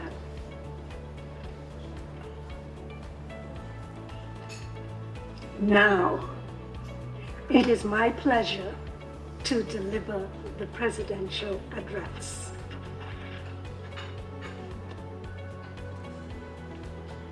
Your Excellency President Dr. Boon Kong Siata Wang, Director General Dr. Tedros Adhanom Ghebreyesus, Honorable Ministers and Heads of Delegation, ladies and gentlemen. I join the Assembly in congratulating Dr. Siha Wang, Minister of Health of the Laos People's Democratic Republic, for the poise, eloquence, and order he brought to the chair of the President during the 72nd World. In these uncertain and challenging times facing the global community, the resolute and inspiring leadership of the Director General remains certain, and we commend you and this organization, Dr. Tedros, which requires the global mantle for a healthier, safe, and fairer world. This presidency has great meaning for the people of the Commonwealth of the Bahamas, and indeed the Caribbean community and diaspora. I would like to take this opportunity to personally thank the government and people of the Commonwealth of the Bahamas for the confidence they have shown in selecting me to serve in this post at such an historic time. It is indeed an honor and privilege. We convene the 73rd Assembly during an unprecedented time in history when the global community is faced with negative health, social, and economic effects of the spread of the coronavirus. And the Assembly convened virtually, bringing together participants from across the globe. The public health community has faced challenges in the past. Global health issues transcend national boundaries and governments and call for action on the part of the global forces that determine the health of people. However, at no time in our recent memories has there been such a global impact of the disease placing the lives, livelihood, and learning of so many in peril, disrupting supply chains, and bringing economies to a grinding halt. Statistically, in terms of numbers, the burden of COVID-19 has risen to over 4 million confirmed cases and close to 300,000 deaths in all 6 regions of the World Health Organization. In the wake of COVID-19, we have witnessed stock markets tumbling, unemployment rising in historic highs, conditions in fragile settings exacerbated, and peace and social cohesion threatened. Over the centuries, global action has yielded countless successes for global health, improving not only longevity, but also the quality of life. Ancient Babylonian civilization heralded the sewage systems designed to protect water supply from contamination and disease. The discovery of pasteurization in the 1860s was a turning point in securing the safety of food supplies. The post-World War II era gave the global health community the tuberculosis vaccine. The past 25 years have witnessed a particularly golden era of unprecedented health achievements. Child mortality cut by 47%. Maternal mortality reduced by 45%. And reversals in the spread of HIV and AIDS, malaria, and other diseases. This era of COVID-19 ushers in new technology. It requires new knowledge, new innovations, flexibility, meaningful, respectful country interactions, as well as new and greater global partnerships. The role of the World Health Organization in this time of crisis reminds us that we live in an interdependent and interconnected world where health and well-being are shaped by circumstances, decisions, and events occurring in distant places. Bacterial and viral threats travel almost as quickly and unencumbered as email messages, Twitter, and money flows. The World Health Organization must be steadfast in guiding the response to COVID-19, and at the same time exact a balance with its mandate to meet the challenges that threaten the survival of many people, including those with chronic non-communicable diseases. The mere nature of our explorative spirit and our humanity suggests we will overcome these challenges. We will find solutions to these current realities that confront us now and in the aftermath of COVID-19. We will embrace new lifestyles that promote good health. We will repurpose and maximize our resources. We will establish a new balance between the economic, the physical, and the psychological welfare of our citizens. While we have lost a generation of elder citizens and those with comorbidities due to COVID-19, we must be resolute to preserve those who are with us. Juggling the health welfare with the social and economic pressures confronting us signals the complexity of the moment. But we are up to the task. Successfully negotiating COVID-19 and the post-COVID era requires that we shift, we recalibrate, and make key investments. It requires that we invest more in new technologies which are accessible to the majority of the people, that we take measures to protect the most vulnerable during the epidemic, and that we address the economic aftermath of worsening inequities. The Assembly would recall that in September 2020, Hurricane Dorian, a Category 5 climatic event, mercilessly brought mass devastation on the islands of Abaco and Grand Bahama, two of the more northern islands in our archipelagic chain.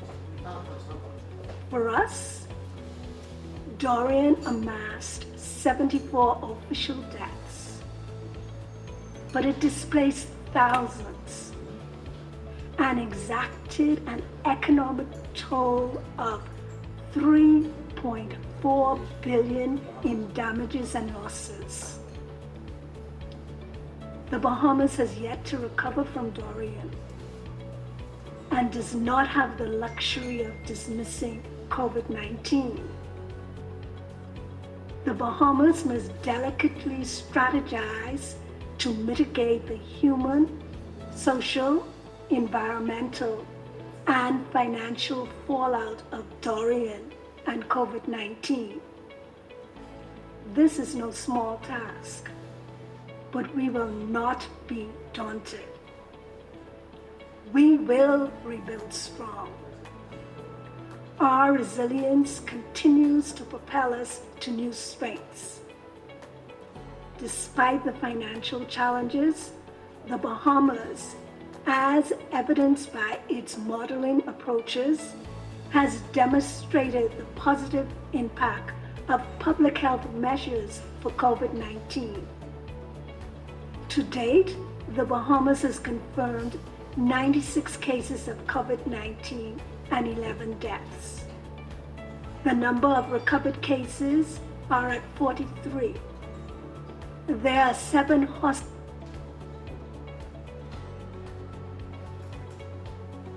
and 14 tests have been completed. I salute the millions of healthcare workers who valiantly stood in the gap as we fought the spread of the virus and its impact on the global community. Some lost their lives. Others endured substantial emotional and mental strains, but all continue to give their best for mankind.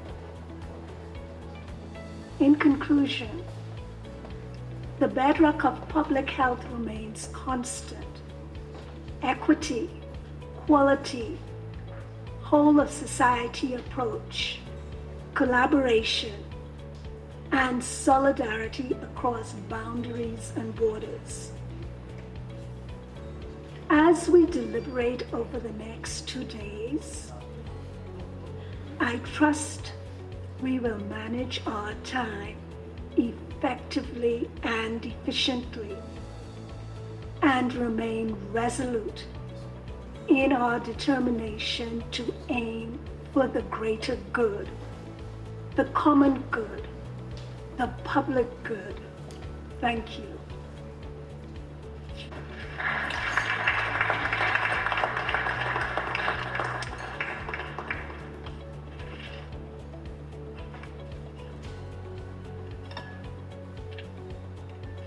The Assembly will now consider the special procedures to regulate the conduct of the virtual de minimis meetings of the World Health Assembly, which are contained in Annex 1 of document A73/33.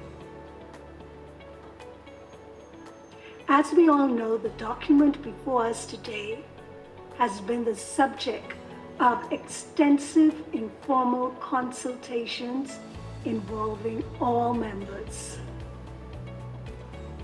May I take it that the Health Assembly is content to adopt the special procedures contained in Annex 1 of document A73/33 and to apply them to this meeting? Should any delegation wish to take the floor on this particular matter, could you please indicate now by raising your hand? I see no objection. It is so decided. I'd like to thank you for your cooperation. Now, turning to the matter of credentials, and in line with the special procedures just adopted, I would like to invite Her Excellency, Miss Socorro Flores Lira, Permanent Representative of Mexico to the United Nations Office in Geneva, to present the report. Her Excellency, I give you the floor. Muchas gracias, señora Presidenta. Thank you very much indeed, Madam President. In my capacity as first Vice President of the 72nd session of the Health Assembly, I met with the President and two other Vice Presidents of the 72nd session on Sunday, 17th May 2020, to consider the credentials submitted by Member States to participate in the 73rd session of the World Health Assembly.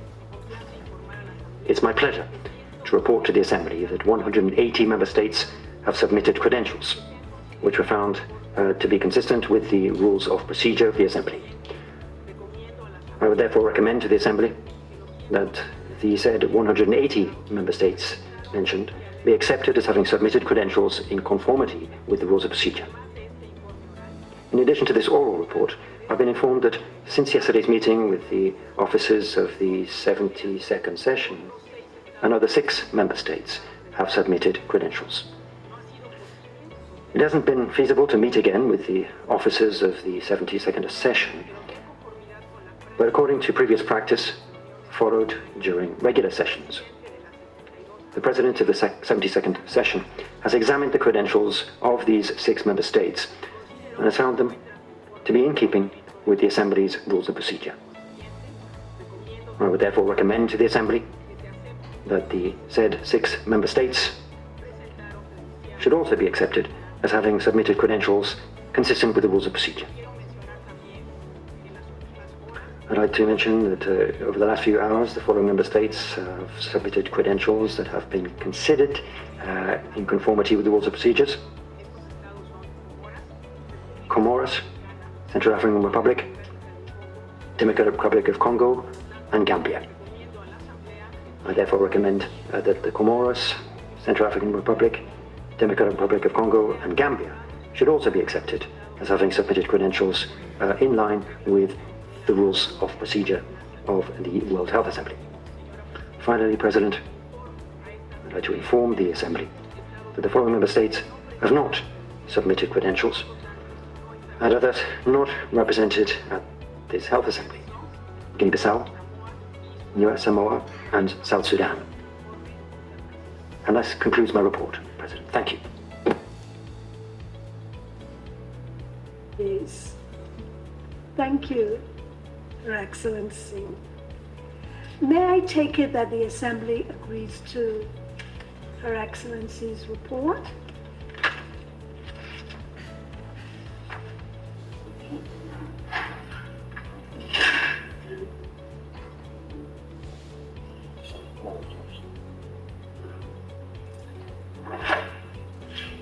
In this age of technology, I see no objections.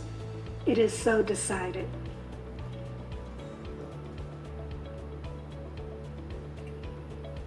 The list of member states having submitted valid credentials will shortly be available in the journal. Dear delegates, we now turn to the important matter of our agenda. This is item 1.4. You will see that we have before us 3 documents. They are the Provisional Agenda, document A73/1,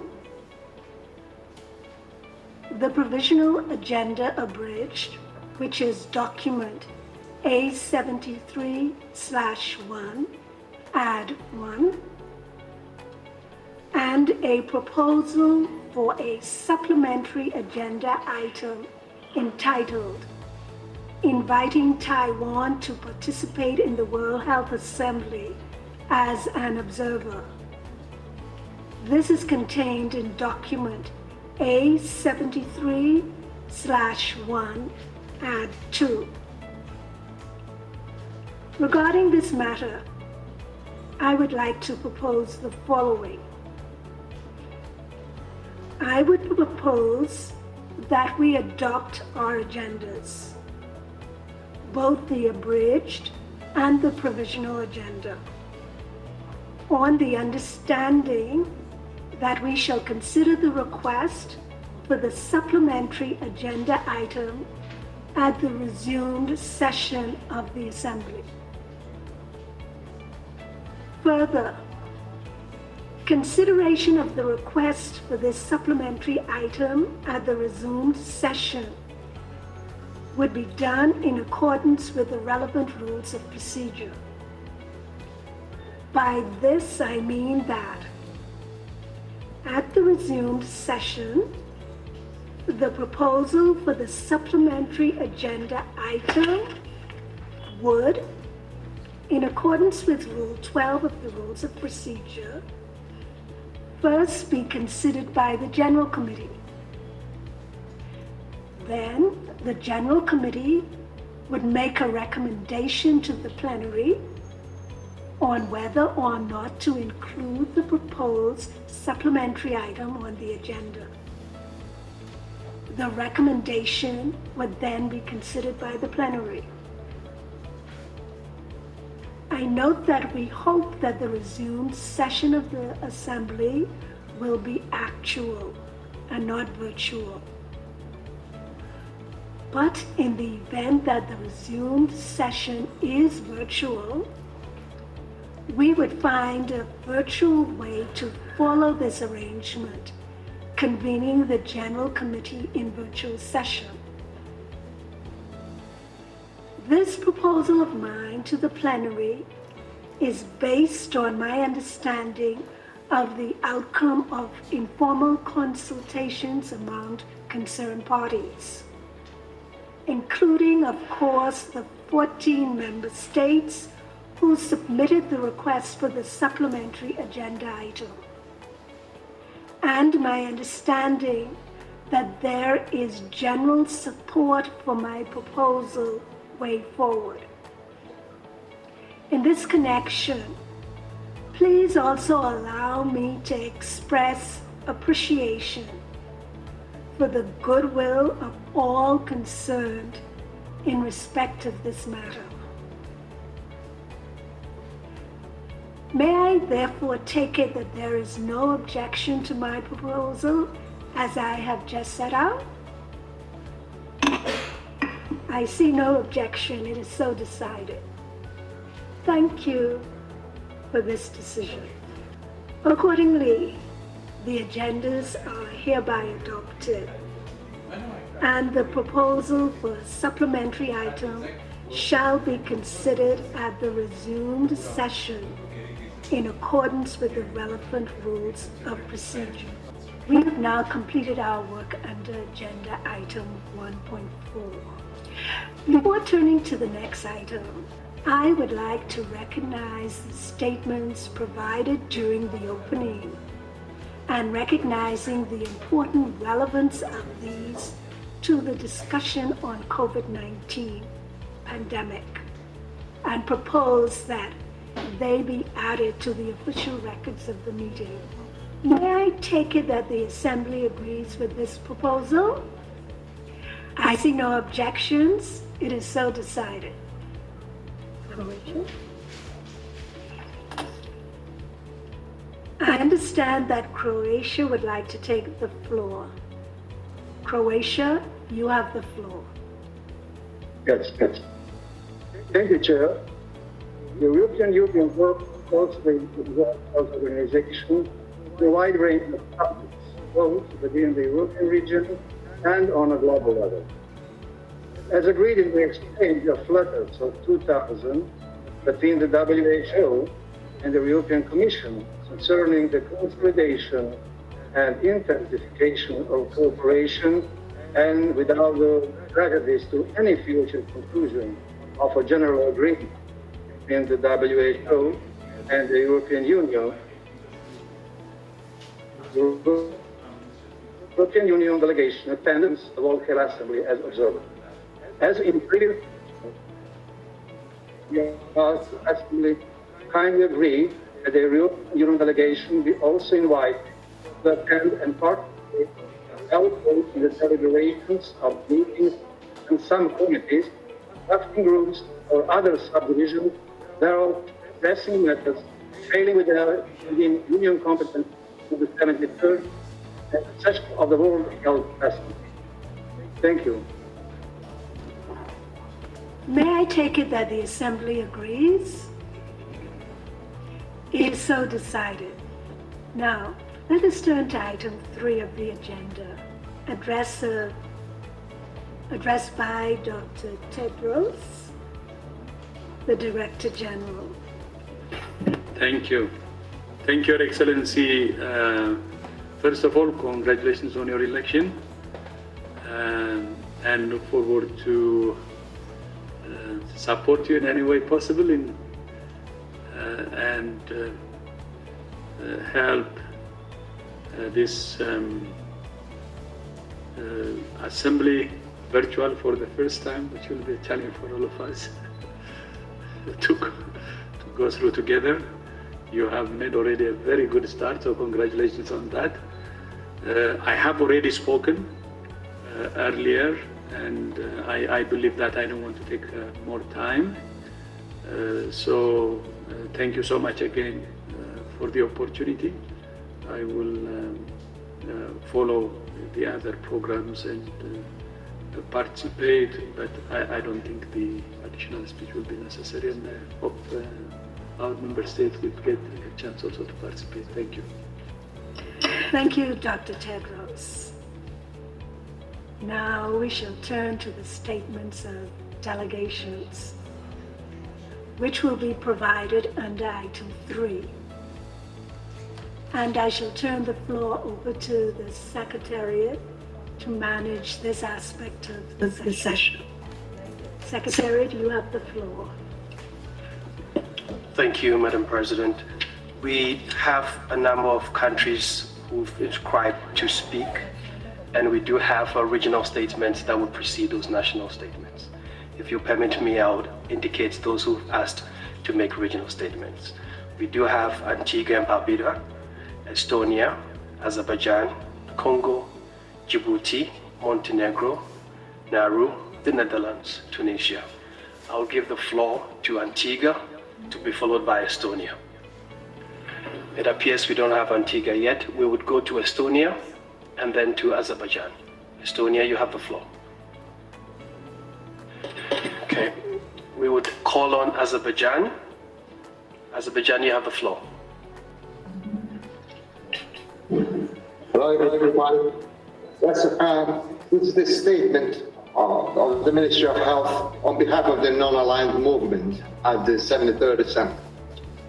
Madam President, Mr. Director General, I have the honor to deliver this statement on behalf of the non-aligned movement. This year, the international community has been faced with a pandemic which has disrupted lives and livelihoods of millions of people, thus creating a state of paralysis in societies and economies. The non-alignment movement expresses its concern at the global threat posed by COVID-19 and emphasizes that the control of the pandemic relies on preparedness, prevention, resilience building, and the greater national, regional, and international collaboration, and actions to address this challenge in an effective and timely manner. Upon the initiative of Azerbaijan's NAM chairmanship, the contact group to combat coronavirus was set up, and on May 4th, year 2020, the online summit of this contact group has been held. In the declaration adopted by summit, the heads of the states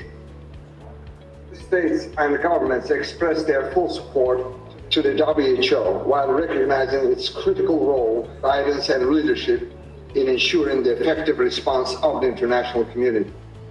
The summit also established the NAM task force, which will develop a database of humanitarian and medical needs of NAM member states, which will be presented to donor countries and international organizations for the provisions of feasible assistance.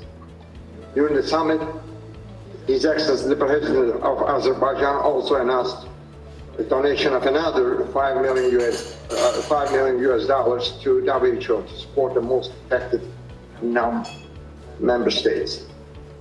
The non-alignment movement reiterates its traditional support for multilateralism with the United Nations at its core, expresses full support to UN Secretary General initiatives to fight the pandemic, and acknowledges that preserving and strengthening the values of multilateralism and international cooperation is fundamental to promoting and supporting all three pillars of the United Nations. We also express our strong condemnation at the promulgation and application of unilateral coercive measures against member states of the movement that are applied in violation of the Chapter of United Nations and international law. Further express our support in accordance with international law to the states affected by such measures and urge the international community to adopt urgent and effective measures to eliminate the use of such measures that are inconsistent with the principles of international law or the Chapter of the United Nations, with a view of ensuring the effectiveness of national responses to COVID-19 pandemic.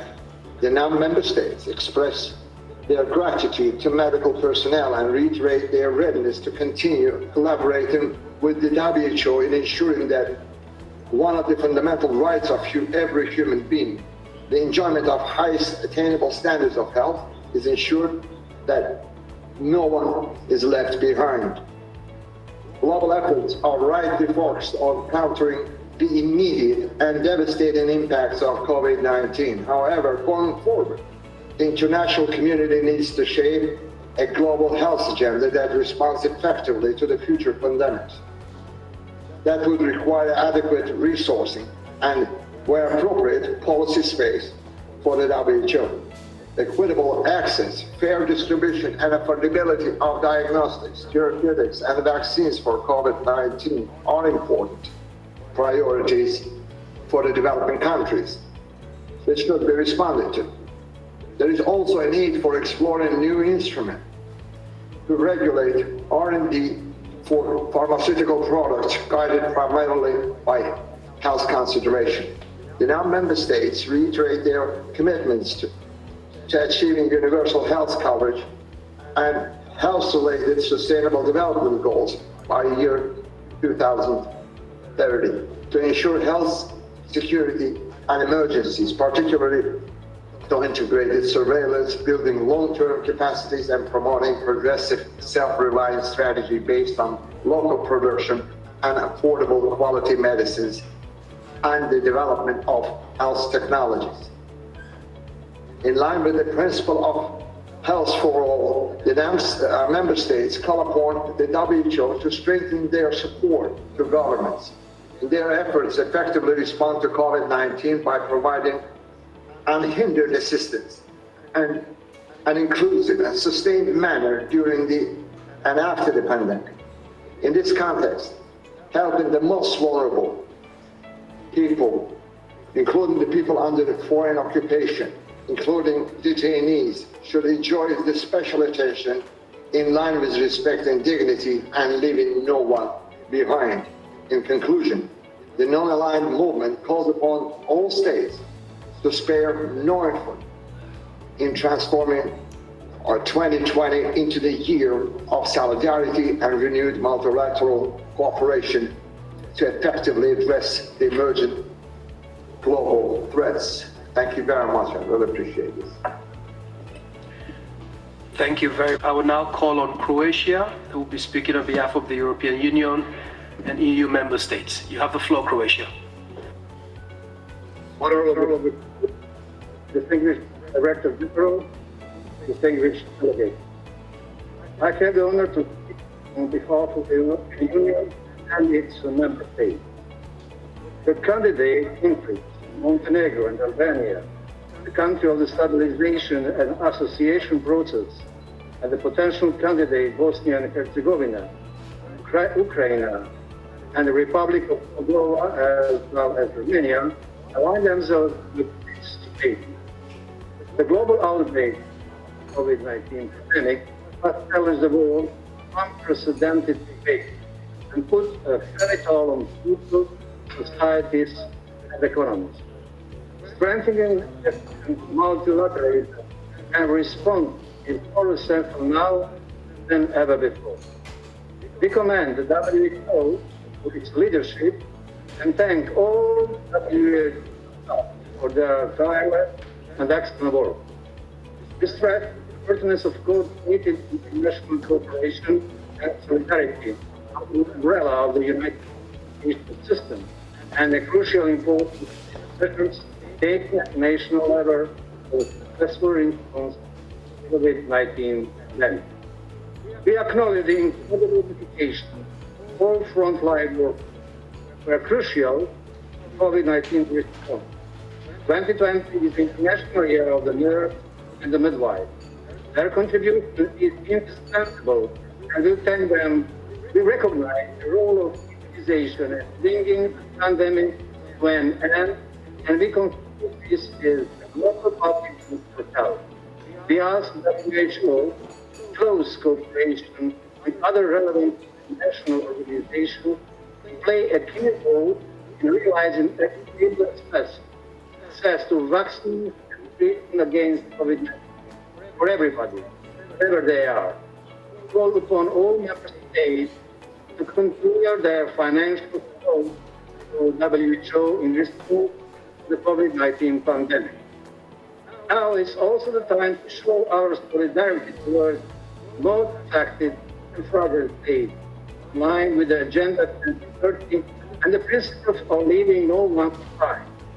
Our intensified efforts in achieving the SDGs contribute largely to mitigate the negative effects of the COVID-19 crisis. At the country level, a strong health system and whole of government, all of society, and gender responsible approach is the key to a successful response. Health systems now need to respond both to the pandemic and to continue to safeguard essential programs and provide essential health services, including for immunization, maternal, newborn, child, adolescent, mental health, trauma prevention, and sexual and reproductive health, in accordance with the 2017 EU Census of Development. It has led the coronavirus global response initiative with WHO and global partners to accelerate the development, production, and deployment of vaccines, diagnostics, and therapeutics, and strengthen national health system against COVID-19. We invite all member states to contribute financially to this initiative in favor of funding the accelerator. I would also like to recall Team Europe, a package of 50.6 billion euros, combining EU and EU member states resources to assist third countries for preparedness and response to COVID-19. In this pandemic, threat of microbial requires our attention. The importance of a One Health approach must be incorporated. We need to take an independent, comprehensive evaluation of the response to all relevant factors to prevent future outbreaks and fully implementing and capitalizing on the IHR, aligned with international priorities. This includes the interface of human and animal health and well-being. The causes and the prevention of zoonotic outbreak need our special attention, and we would like and we would appreciate a report on these vital areas. We thank Member States for their attention in the negotiation on the resolution that is proposed by the EU and its Member States, and the co-sponsors for the consideration of this strategy. Now is the time to work together and mitigate right. The health of each individual pen. Thank you very much. Thank you very much, Croatia.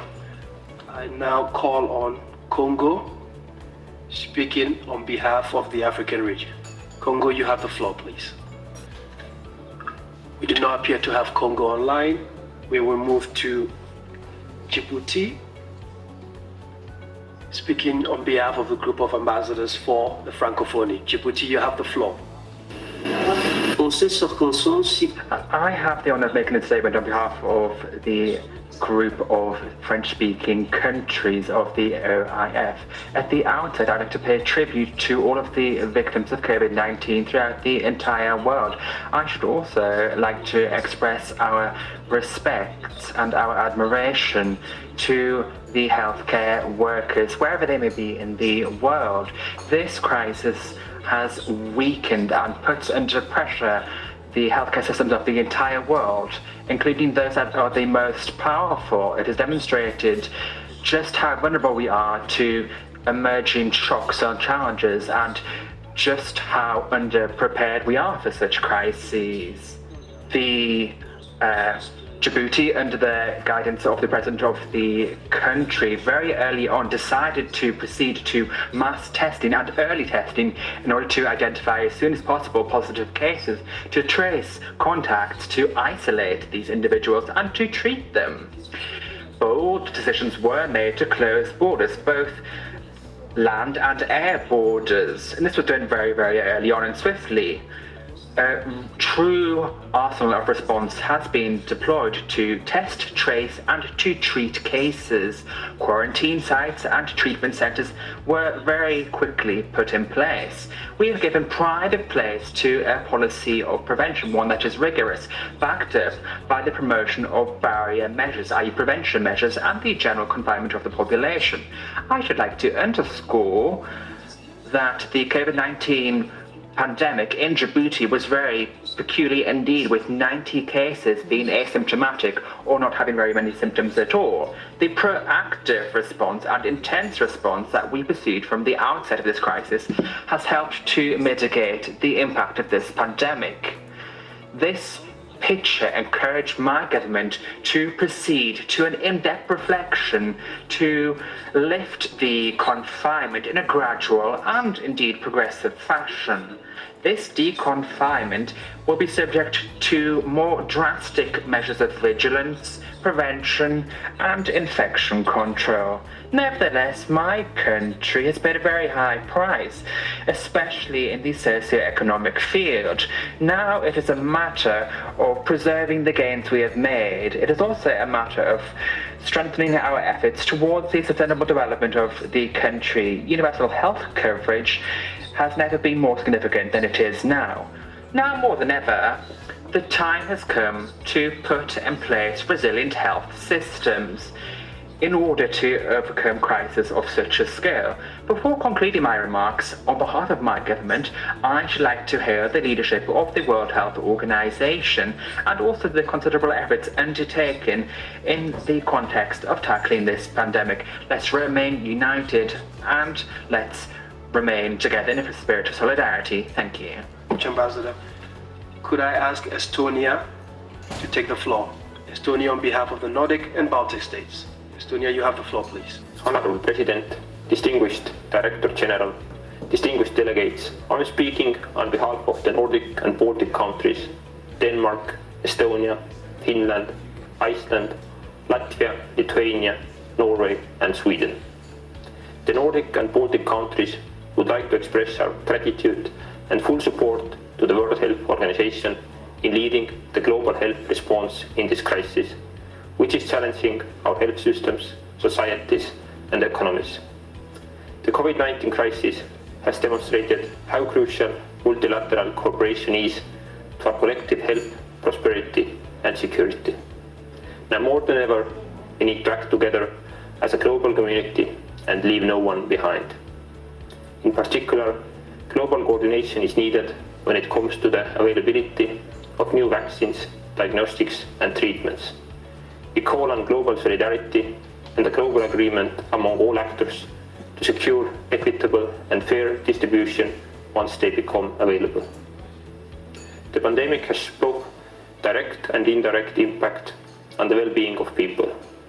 In all societies, the poor are hit the hardest, widening the already existing health and social inequalities.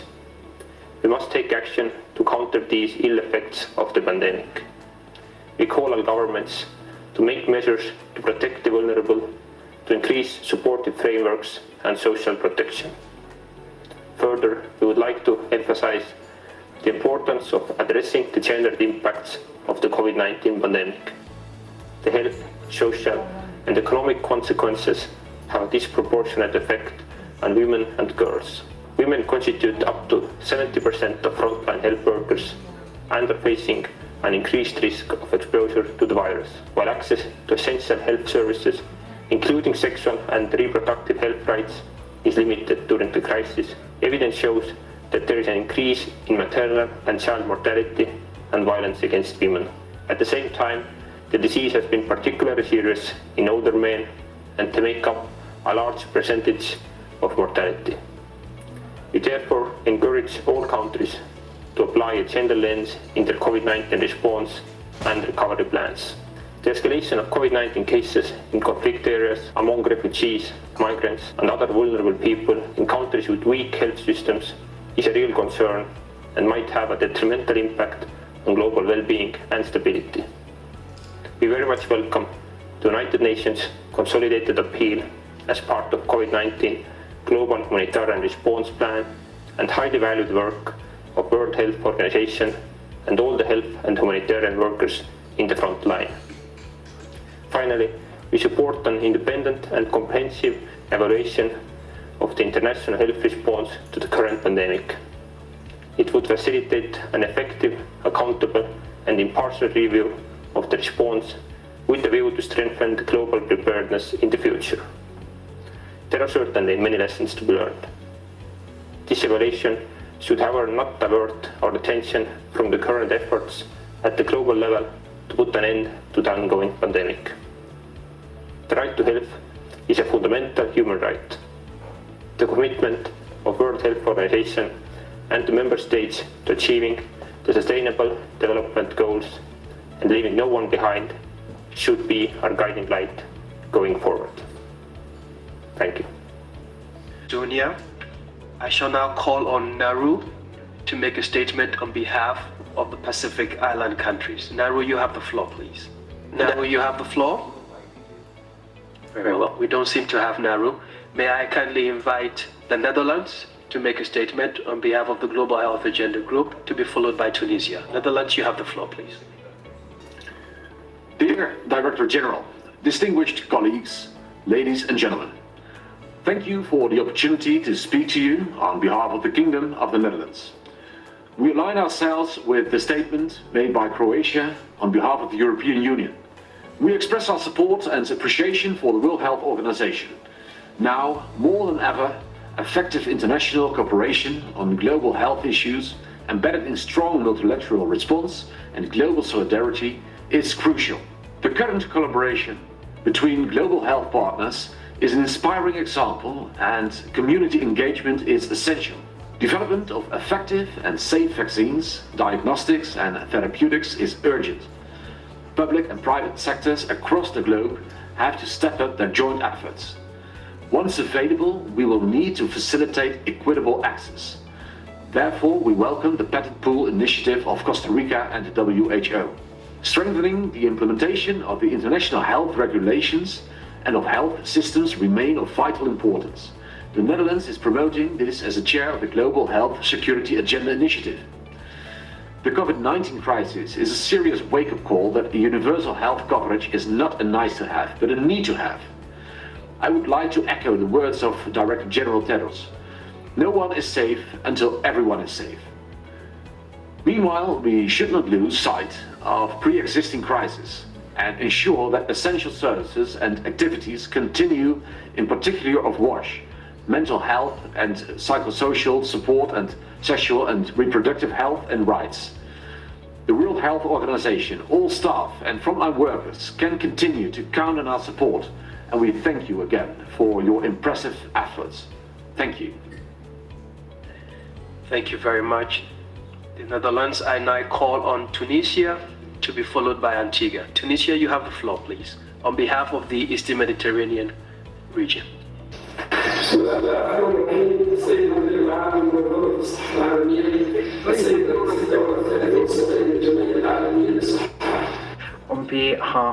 On the name of God, the gracious, the merciful, ladies and gentlemen, Director General, allow me to say to you that I am delighted to address you today as we hold the 73rd session of the World Health Assembly. In troubling times in the history of our humanity, therefore, I should like to thank the DG, Dr. Tedros, for his enlightened work within the WHO at a time when we are at a crossroads. He has helped us to deal with the crisis and to come up with appropriate responses to this crisis.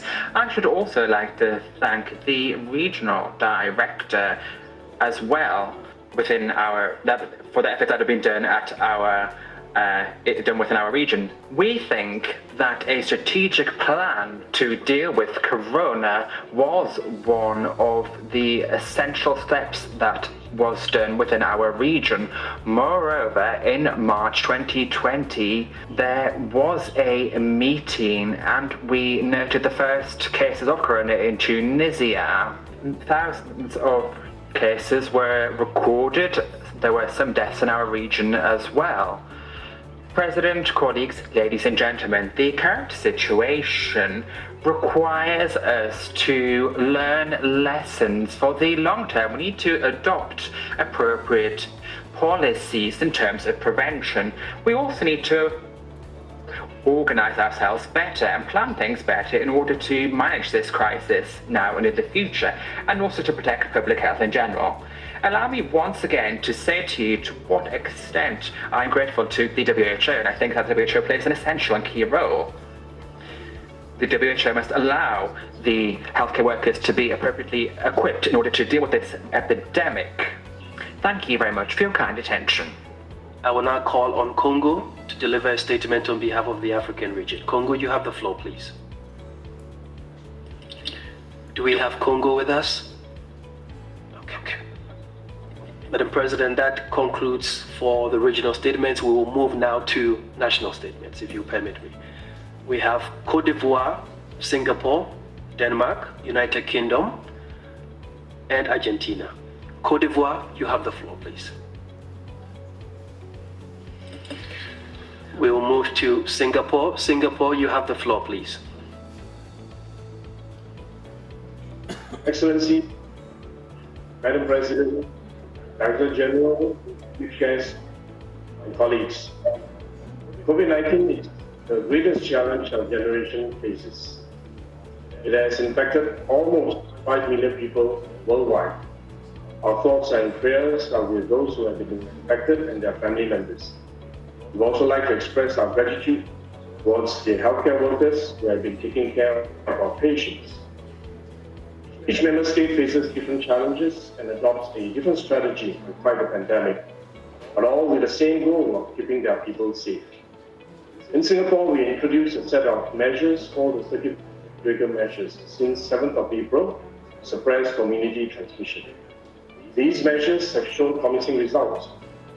The daily number of new community cases averaged about 3 in the past week, our lowest since mid-March.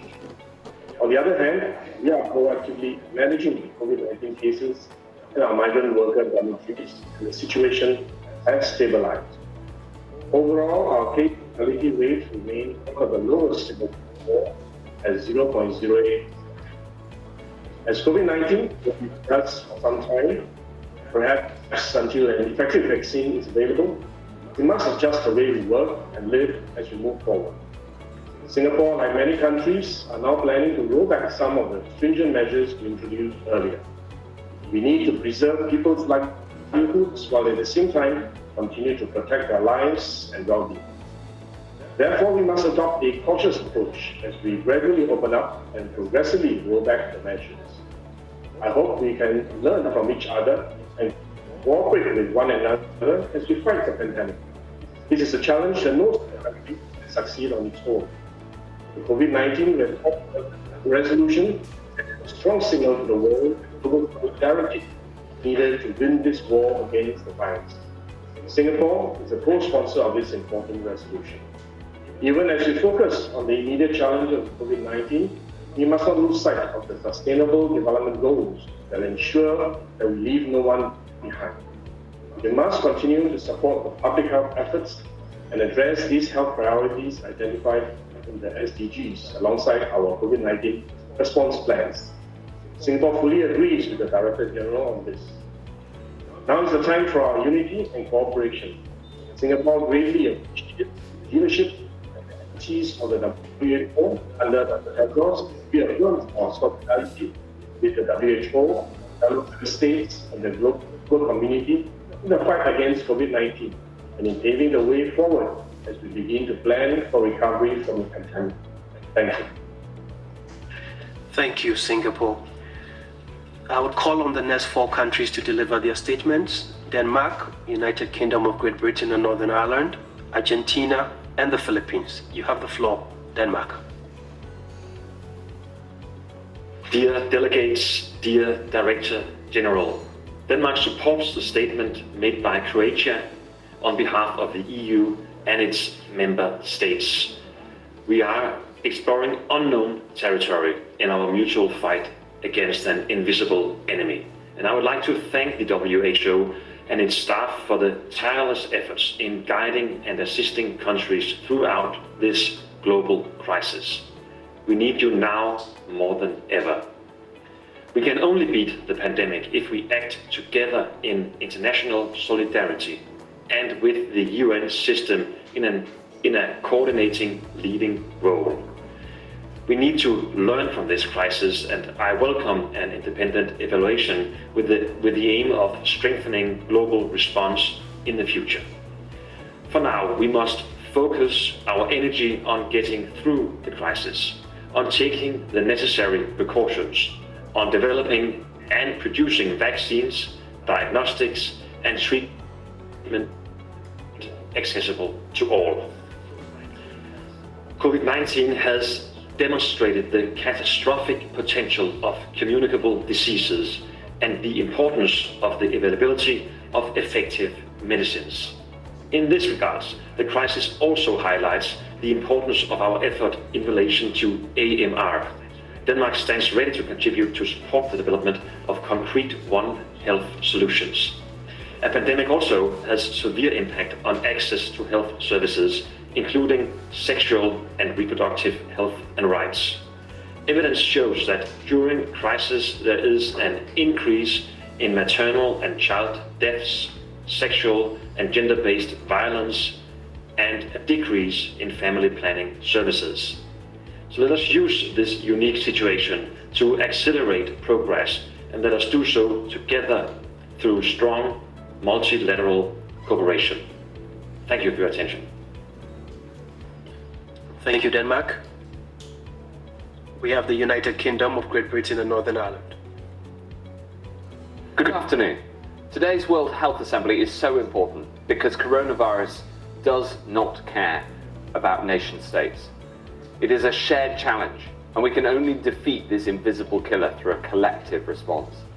And if we work together to fight this common threat, I'd like to thank health and care workers across the world for the important work they're doing on the front line, and to thank the World Health Organization and Dr. Tedros for your work. It is so important that all relevant administrations are included in this forum, so discussions on global health security benefit from their valuable experience and expertise. Of course, as with any emergency, there will be lessons to learn from coronavirus, not only for the World Health Organization, but for the wider international system and for all member states. And so we support the need for a review of the global response at the appropriate point. As the international health regulations set out, we all have a collective responsibility here. But for now, we must all remain focused on the fight against the virus. And of course, a vaccine will be our best weapon in this fight. I'm proud that the UK is leading this work, that we're the biggest donor to the global effort to find a vaccine, and that UK research efforts are leading the way. To build on this, the UK will be hosting a global vaccine summit on 4th of June. This will be an important event. Not only do we want to boost efforts to develop a coronavirus vaccine, but we also want to raise the funds so Gavi can immunise 300 million more children and save up to 8 million lives from preventable diseases. I hope that you'll be able to lend your support, because ultimately, we are all on the same side in this battle, and it is in all of our interests to succeed. Thank you very much, United Kingdom. And I call on Argentina to be followed by the Philippines. Argentina, you have the floor. Thank you very much indeed. As our president, Alberto Fernandez, has said, nobody will get out of this alone. And we are very aware of the socio-economic damage that is affecting the whole world. And that's why we need to work together with an integrated approach, attempting to implement measures to enable us to mitigate the negative impact on our communities. Protecting human life must be our primary focus. In order to work in a multi-sectoral manner, Argentina created the General Coordinating Agency for the Integrated Plan for Preventing Public Health Emergencies of International Concern, coordinated by our Chief of Cabinet and led by the Ministry of Health. Within that framework, we very quickly adopted health, social, and economic measures to try to contain the spread and the impact of the new coronavirus. On the 22nd of January, just 1.5 months after the first case was registered, Argentina issued an epidemiological alert. And just a few days later, we started to check passenger arrivals and recommend isolation of passengers arriving from affected areas. In less than 10 days after the detection of the first case, we issued the order for a closure of borders. We recommended preventive self-isolation, remote working, and school closures at all levels, and indeed the cancellation of public events and other measures. After 2 weeks, we established preventive and mandatory social distancing across the country, and that remains in force. The Ministry of Health has been coordinating with all of our provinces, strengthening our capacities for prevention, detection, and response within the healthcare system.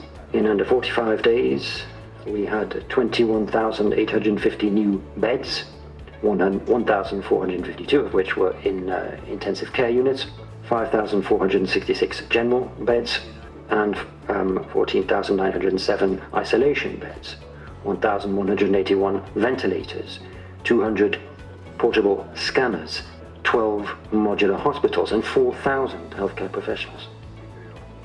We also created a national equity fund to guarantee comprehensive coverage for all of our people. We worked together with the Ministry of Industry in order to strengthen the national production of essential supplies, doubling the capacity for the production of ventilators and converting part of our textile industry to produce PPE, personal protective equipment, with a view to strengthening the capacity of technological development, human resources, and diagnostic and research equipment.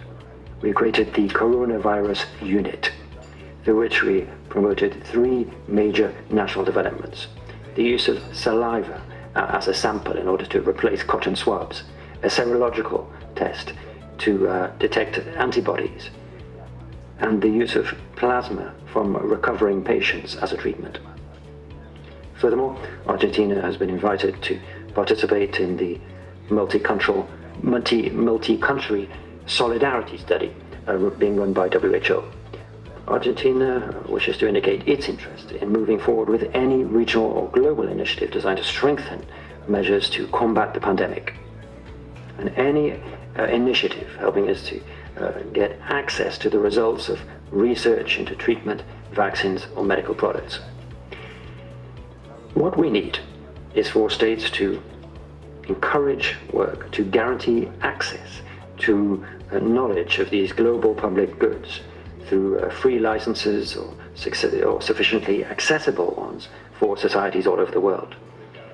We will win this battle with the commitment of everybody. It's not just up to governments, it's a collective responsibility. And we are convinced that any measures being taken at national level must be in coordination with the international framework. In order to get out of this crisis and face this new reality, we need to design and sign up to a global solidarity pact. Thank you very much indeed. Thank you, Argentina. May I now invite the Philippines to follow by Belgium and Kenya. Philippines, you... Health Assembly President, Director General, Dr. Tedros Adhanom Ghebreyesus, fellow ministers, honorable delegates.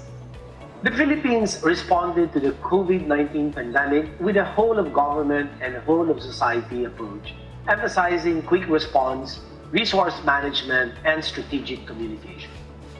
To guarantee health system resiliency on the road to national recovery, the Philippines is ramping up the country's testing capacity with increased licensed testing and mega swabbing centers, clearly defining patient pathways for both COVID-19 and non-COVID-19 patients through province and citywide community-managed healthcare provider networks, defining the guidelines for mass repatriation and quarantine for migrant Filipinos, developing guidelines on non-pharmaceutical interventions as we transition to the new normal.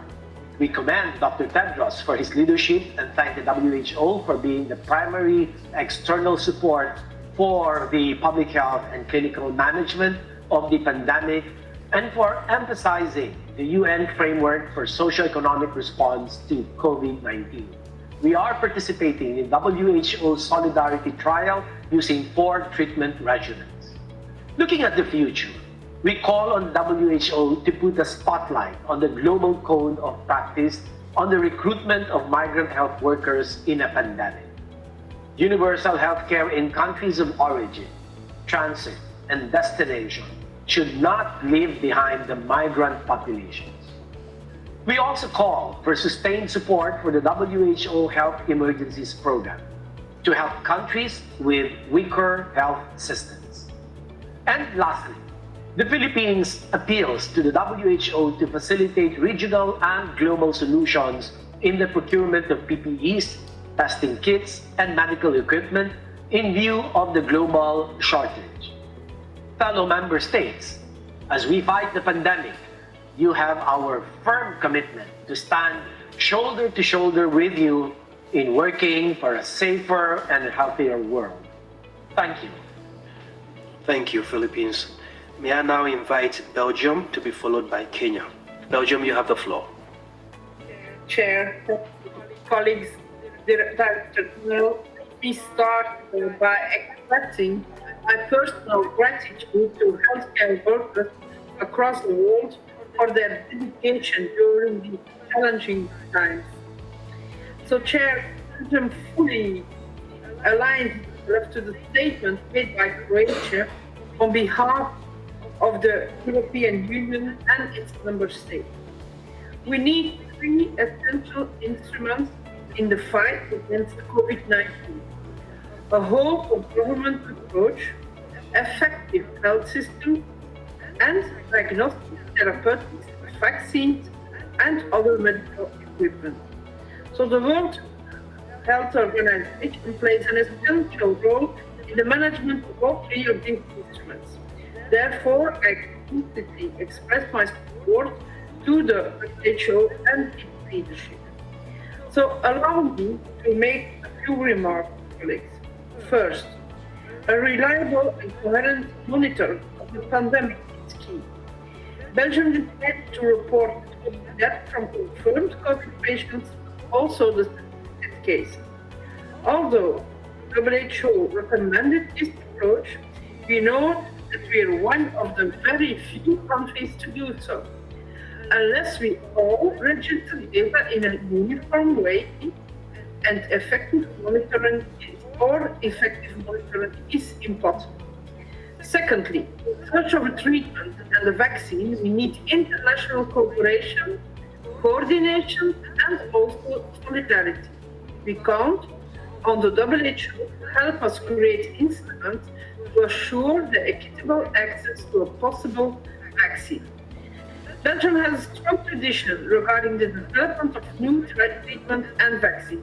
We recently allocated 5 billion euros to CP for research and decided to invest 20 million euros in an academic anti-infection unit, a Belgian vaccinopolis, to quickly test and evaluate the efficacy of vaccines of humans. Belgium is ready to show its international solidarity by making ICU beds available for humanitarian personnel in his hospital. To end, I would like to stress the importance of accessible primary care health services in order to mitigate the collateral damage of this crisis. We should avoid interruptions to essential initiatives on vaccination, sexual and reproductive health, HIV, TB, malaria, and neglected tropical diseases. I thank you for your attention. Thank you, Belgium.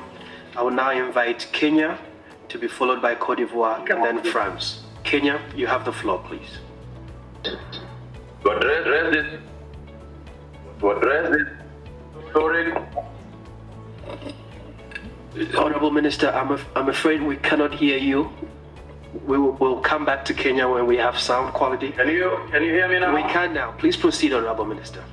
I'm delighted to address this historic virtual 23rd World Health Assembly, the first of its kind since the establishment of the World Health Organization. On behalf of the government of the Republic of Kenya, I wish to reaffirm our commitment to WHO and its leadership, led by Dr. Tedros, as it spearheads multilateral efforts in the response to COVID-19 pandemic. Kenya reported its first case of COVID-19 on March 13, 2020. As part of its preparedness, President Uhuru Kenyatta issued an executive order on February 28, establishing the National Emergency Responsibility on COVID-19. Since then, we have put in place economic, social, and public health measures aimed at interrupting the transmission of the virus within and beyond our geographic borders. Madam President, Kenya is making significant progress towards flattening the curve. We have learned many lessons along the way and continue to apply mitigating measures day by day. Planning for the current situation as well as COVID-19, we aim to build greater resilience in our health systems through increased investment in healthcare, health audit security, and critical pillars towards the attainment of universal health coverage. Lessons learned from this crisis has reaffirmed the need for regional, global, and multilateral solidarity and cooperation. We now know that no nation can succeed in isolation. We are particularly encouraged by the demonstrations of unity and humanity, shown both within and application of information. We thank all those who continue to support and collaborate with Kenya. Kenya therefore joins efforts aimed at ensuring universal, timely, and equitable COVID-19 tools as global public good for health. There is urgent need for the business community, including the pharmaceutical industry, to pay the profit motive and support to the epidemic. Otherwise, if we continue to behave normally, the pandemic will treat us abnormally.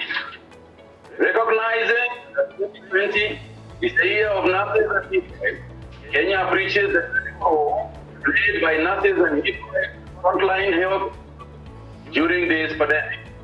Fortunately for us, so far, Kenya has not lost any contact with the disease. Let us all work together to end this pandemic. Emerge together, leaving no one behind. I thank you. Thank you, Kenya. I will now invite Côte d'Ivoire to be followed by France and then Bahamas. Côte d'Ivoire, you have the floor, please. Okay, we don't seem to have Côte d'Ivoire yet again. We would go to France to be followed by Bahamas and then South Africa. France, you have the floor, please. Madam President, heads of state and government, ladies and gentlemen in your respective capacities and titles, colleagues, at a time when all of the continents are affected by the COVID-19 pandemic and at a time when many governments, thanks to the efforts of heroic caregivers and a committed civil society, are working to protect their citizens from this global crisis, I welcome the fact that the 73rd session of the World Health Assembly is able to be held today. I would like to endorse the statement made by Croatia on behalf of the EU and its member states. Given the scale of the health challenges, but also socioeconomic challenges that we are all facing simultaneously, it strikes me as crucial to recall just how important multilateralism is important today in all of the fields, and especially in the field of health. On this occasion, I'd like to recall France's full support to the World Health Organization, to its central role in coordination of international health cooperation. International solidarity has helped us, helps us, and will help us, I am convinced, to improve our health response to this pandemic. Therefore, I'd like to encourage each and every one of you to pursue this unprecedented momentum of pooling of knowledge and resources in order to make progress jointly and for the sake of everyone, in keeping with the One Health approach. I should also like to welcome the efforts of international organizations that have got involved in this process, and also the initiatives that have been launched, such as the ACT Accelerator, which must allow us to guarantee the access of all to the tools to tackle COVID-19. I should like to hail the activities carried out by the EU at a regional and international level. In the long term, it is evident that we must build upon these gains and continue our international cooperation to make healthcare systems more adapted to our health needs, more resilient in the face of health crises, and more equitable in the face of health inequalities. In this context, and as per the mandate that was conferred to the organization since its inception, the World Health Organization has a key role to play in bringing together the international community and to promoting the health of populations. The universal nature of access to health, the quality and the safety of care, as well as the adoption of an inclusive approach in global health are essential issues for France. Ladies and gentlemen, in the light of the crisis we are going through, we share a collective responsibility. No region can win the battle against COVID-19 alone. Solidarity between countries is now more than ever vital to preserve our common goods. Health is one of those common goods. Today, clearly, it is one of the most essential ones, but as we see, it is one of the most fragile ones. Thank you. Thank you very much, France. I understand we have the Honorable Prime Minister of Bahamas who would like to take the floor. Prime Minister, you're most welcome. You have the floor. Mr. President, Director General, and distinguished colleagues, today we must embrace the challenges of COVID-19 and the opportunities it presents in terms of healthcare and social care and stability. We must chart a new course. We must acknowledge the new realities that are upon us as we develop and adopt innovative and relevant technologies to manage our societies and daily activities. The Bahamas wishes to bring to your attention the health challenges we continue to overcome and the dire economic situation that is upon us as a primarily tourism-based economy. At least 50% of our GDP is derived from tourism, which employs directly or indirectly up to 60% of the working population. Last September, we experienced Hurricane Dorian, one of the most powerful hurricanes in the Atlantic in recorded history, which ravaged our second and third most populous islands and economic centers. Now, COVID-19 has closed our borders and destroyed our tourism-dependent economy. Economic recovery is halted, even as we prepare for the impending hurricane season in our region, which begins on June 1st and extends to November 30th. The twin unprecedented events of Hurricane Dorian and the COVID-19 pandemic threaten to destabilize our health response and our public health gains. The Bahamas is a far-flung archipelago with many rural areas requiring us to replicate basic healthcare and social services in a geographic area which extends from South Florida in the United States to the tip of northern Cuba. These two seismic events threaten to widen inequalities and increase the burden of non-communicable disease. We benefited greatly from the application of WHO tools, particularly when testing capacity was limited. We support the draft resolution that addresses timely access to quality, safe, affordable, and efficacious diagnostic, therapeutic, medicines, and vaccines. We thank our partners who donated personal protective equipment and medical devices, training materials, and technical support. I wish to reiterate what I noted at the UN General Assembly last year, soon after Hurricane Dorian devastated two of our major islands. For many years, the Bahamas and countries with similar characteristics have urged an alternative to per capita gross national income as the sole indicator of a country's level of development and eligibility for concessionary financing.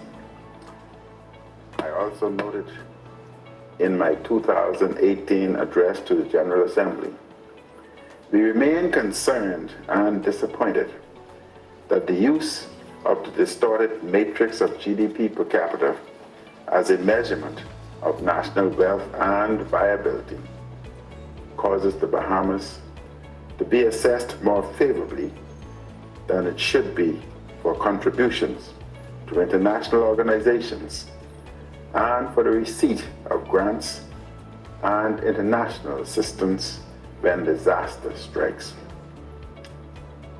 In this vein, as we request assistance to address COVID-19 in the Bahamas and in other small island states, we urge the international community to adopt and to appreciate a broader understanding of the developmental levels and the unique local circumstances in our states. Thank you and good afternoon. Thank you very much, Musa. We will now invite South Africa to make their statement, followed by Algeria and then Poland. South Africa, you have the floor, please. Thank you. Thank you, President. Please proceed, South Africa. South Africa, you may proceed with your statement, Honorable Minister. Thank you. Thank you very much, Mr. President, Your Excellencies, the Director General, Mr. Tedros, and other ministers, South Africa joins the international community to respond with agency to the reality of devastating COVID-19 and to collectively out of the many lives from the virus. As a country, we have not been spared by COVID-19. In fact, we are amongst those countries that are reporting the highest number of cases on the African continent. We've managed to keep our case fatality at approximately 9%. As of the 15th of May 2020, relatively were 130,000 people with 14,000 cases and 261 deaths. The key objective of our COVID-19 response strategy has been to slow down the infection rate through several interventions. By delaying the spread of the disease, we've been able to strengthen the capacity of our health system and put in place a wide-ranging health programs to better manage the possible increase in the infection. Using the valuable time with the lockdown gave us, we have managed to significantly expand our testing and testing. In all, our centers have now reached over 10 million people. We have referred 32,000 for further testing. Our strategic approach is taking the life, like other countries. We are also experiencing challenges such as the limited action, distribution, testing, and extraction by international supply. Personal protection in the form of masks, close body suits remain a challenge, and balancing the life and the economy, and our people are also destitute. From the very beginning of our response by the advice from the world experts in our country, we must take to appreciate the technical experts, WHO, and commend the leadership of the WHO, particularly in this difficult time, the entire globe. As South Africa, we are pleased to continue to solidarity and look forward to using our websites to conduct research development. We wish to highlight His Excellency as the current chair during the Global People's Vaccine Day, which emphasized that vaccine should be available to on the basis of need to pay when the vaccine was produced. This is the real result of health coverage at a global level and number of real solidarity. We as other people to the fullest, invested to the fullest pandemic from the health system perspective. We have, however, become calmer and wiser if we will collectively fight against the nation, family of nations across the globe, with overcome the things I wish to therefore thank Mr. President. Thank you very much, Honorable Minister. I'm advised that we have now Congo, who is ready to make a statement on behalf of the African region, and we did play the video of Tunisia in their national capacity rather than in the regional statement that they had been also ready to present. So I'll call on Poland, and then I'll give the floor to Congo, to be followed by Tunisia. Poland, you have the floor, please. Honorable Chair, distinguished Dr. Tedros, colleagues, Poland fully aligns itself with the statement delivered by Croatia on behalf of the EU and its member states. The world is facing a challenge that we must respond to in a spirit of solidarity and cooperation. A lot has already been done, but yet there is still much to do. To start with, I would like to thank WHO for its leading role and coordination in the global COVID-19 pandemic's response. We also express our deepest appreciation for the work and dedication of medical staff around the world. In this difficult time, you stood up to the challenge. Poland participates in the global efforts to combat the pandemics. We take part in the WHO Solidarity Trial. We have also sent our medical teams to other countries to support their fight against COVID-19. Moreover, Polish government has pledged funds contributing to ACT Accelerator. Last but not least, a drug produced by a Polish pharmaceutical company is registered as an element of supportive therapy for coronavirus infections. The global goal for the coming future is to find an effective drug and vaccine against COVID-19. We must make sure that both the drug and the vaccine will be equally accessible and affordable so that no one is left behind. Transition phase is ahead of us. We need to plan it very consciously and carefully to respond to the challenges ahead of us in the best possible manner. We are witnessing history, but we are also the ones who make it. Only by uniting our efforts we can combat COVID-19 pandemics. We declare our full commitment in the fight against the new coronavirus, and we ask the whole international community to unite its efforts in the spirit of solidarity and trust. Thank you. Thank you very much, Honorable Minister. I will now invite the Minister of Health for Congo to speak on behalf of the African region. Madam, you have the floor. Honorable Minister from Congo, you have the floor. Okay. I would move to the regional statement on behalf of the Eastern Mediterranean. I understand Congo is back. Honorable Minister, you have the floor, please. Madame President of the 73rd World Health Assembly, distinguished delegates, Director General, ladies and gentlemen, the Republic of Congo has the honor of making this statement on behalf of the African group of members of the WHO at this 73rd session of the World Health Assembly. It's taking place for the first time in its history in virtual mode as a result of the COVID-19 pandemic. The world has been struggling with this pandemic, which is putting the resilience of our healthcare systems to the test. All of the healthcare workers in our respective countries are fighting as hard as they can to combat the pandemic.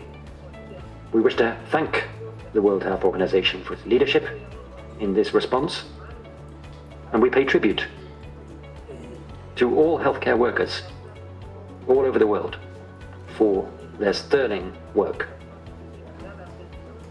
Madam President, COVID-19 poses a serious threat to the health of people in the African continent. We have been struggling with fragile healthcare systems for many years, and African countries believe that it is vital that concerted efforts take place between the national and international levels to combat the pandemic. Therefore, we need to stress coordination and cooperation in our efforts. That's why the African group has set up a group of experts from the African CDC and a coordinating committee at ministerial level. It's also created a COVID-19 response fund, and we thank all African ministers for their involvement in these efforts. Our common strategy to fight COVID-19 is focusing on reducing transmission and trying to mitigate the socioeconomic impact. The African CDC, with its regional collaborating centers, continue to support the member states of the African Union in their efforts to respond to the pandemic. And we also have been enjoying the support of WHO and all of our other partners. Madam President, the African region also realizes that we need to continue with our efforts to promote primary health care, to step up WHA, and to try to attain the highest possible level of health and well-being for all. And we encourage all countries to strengthen their healthcare systems in order to try to achieve the SDGs by 2030.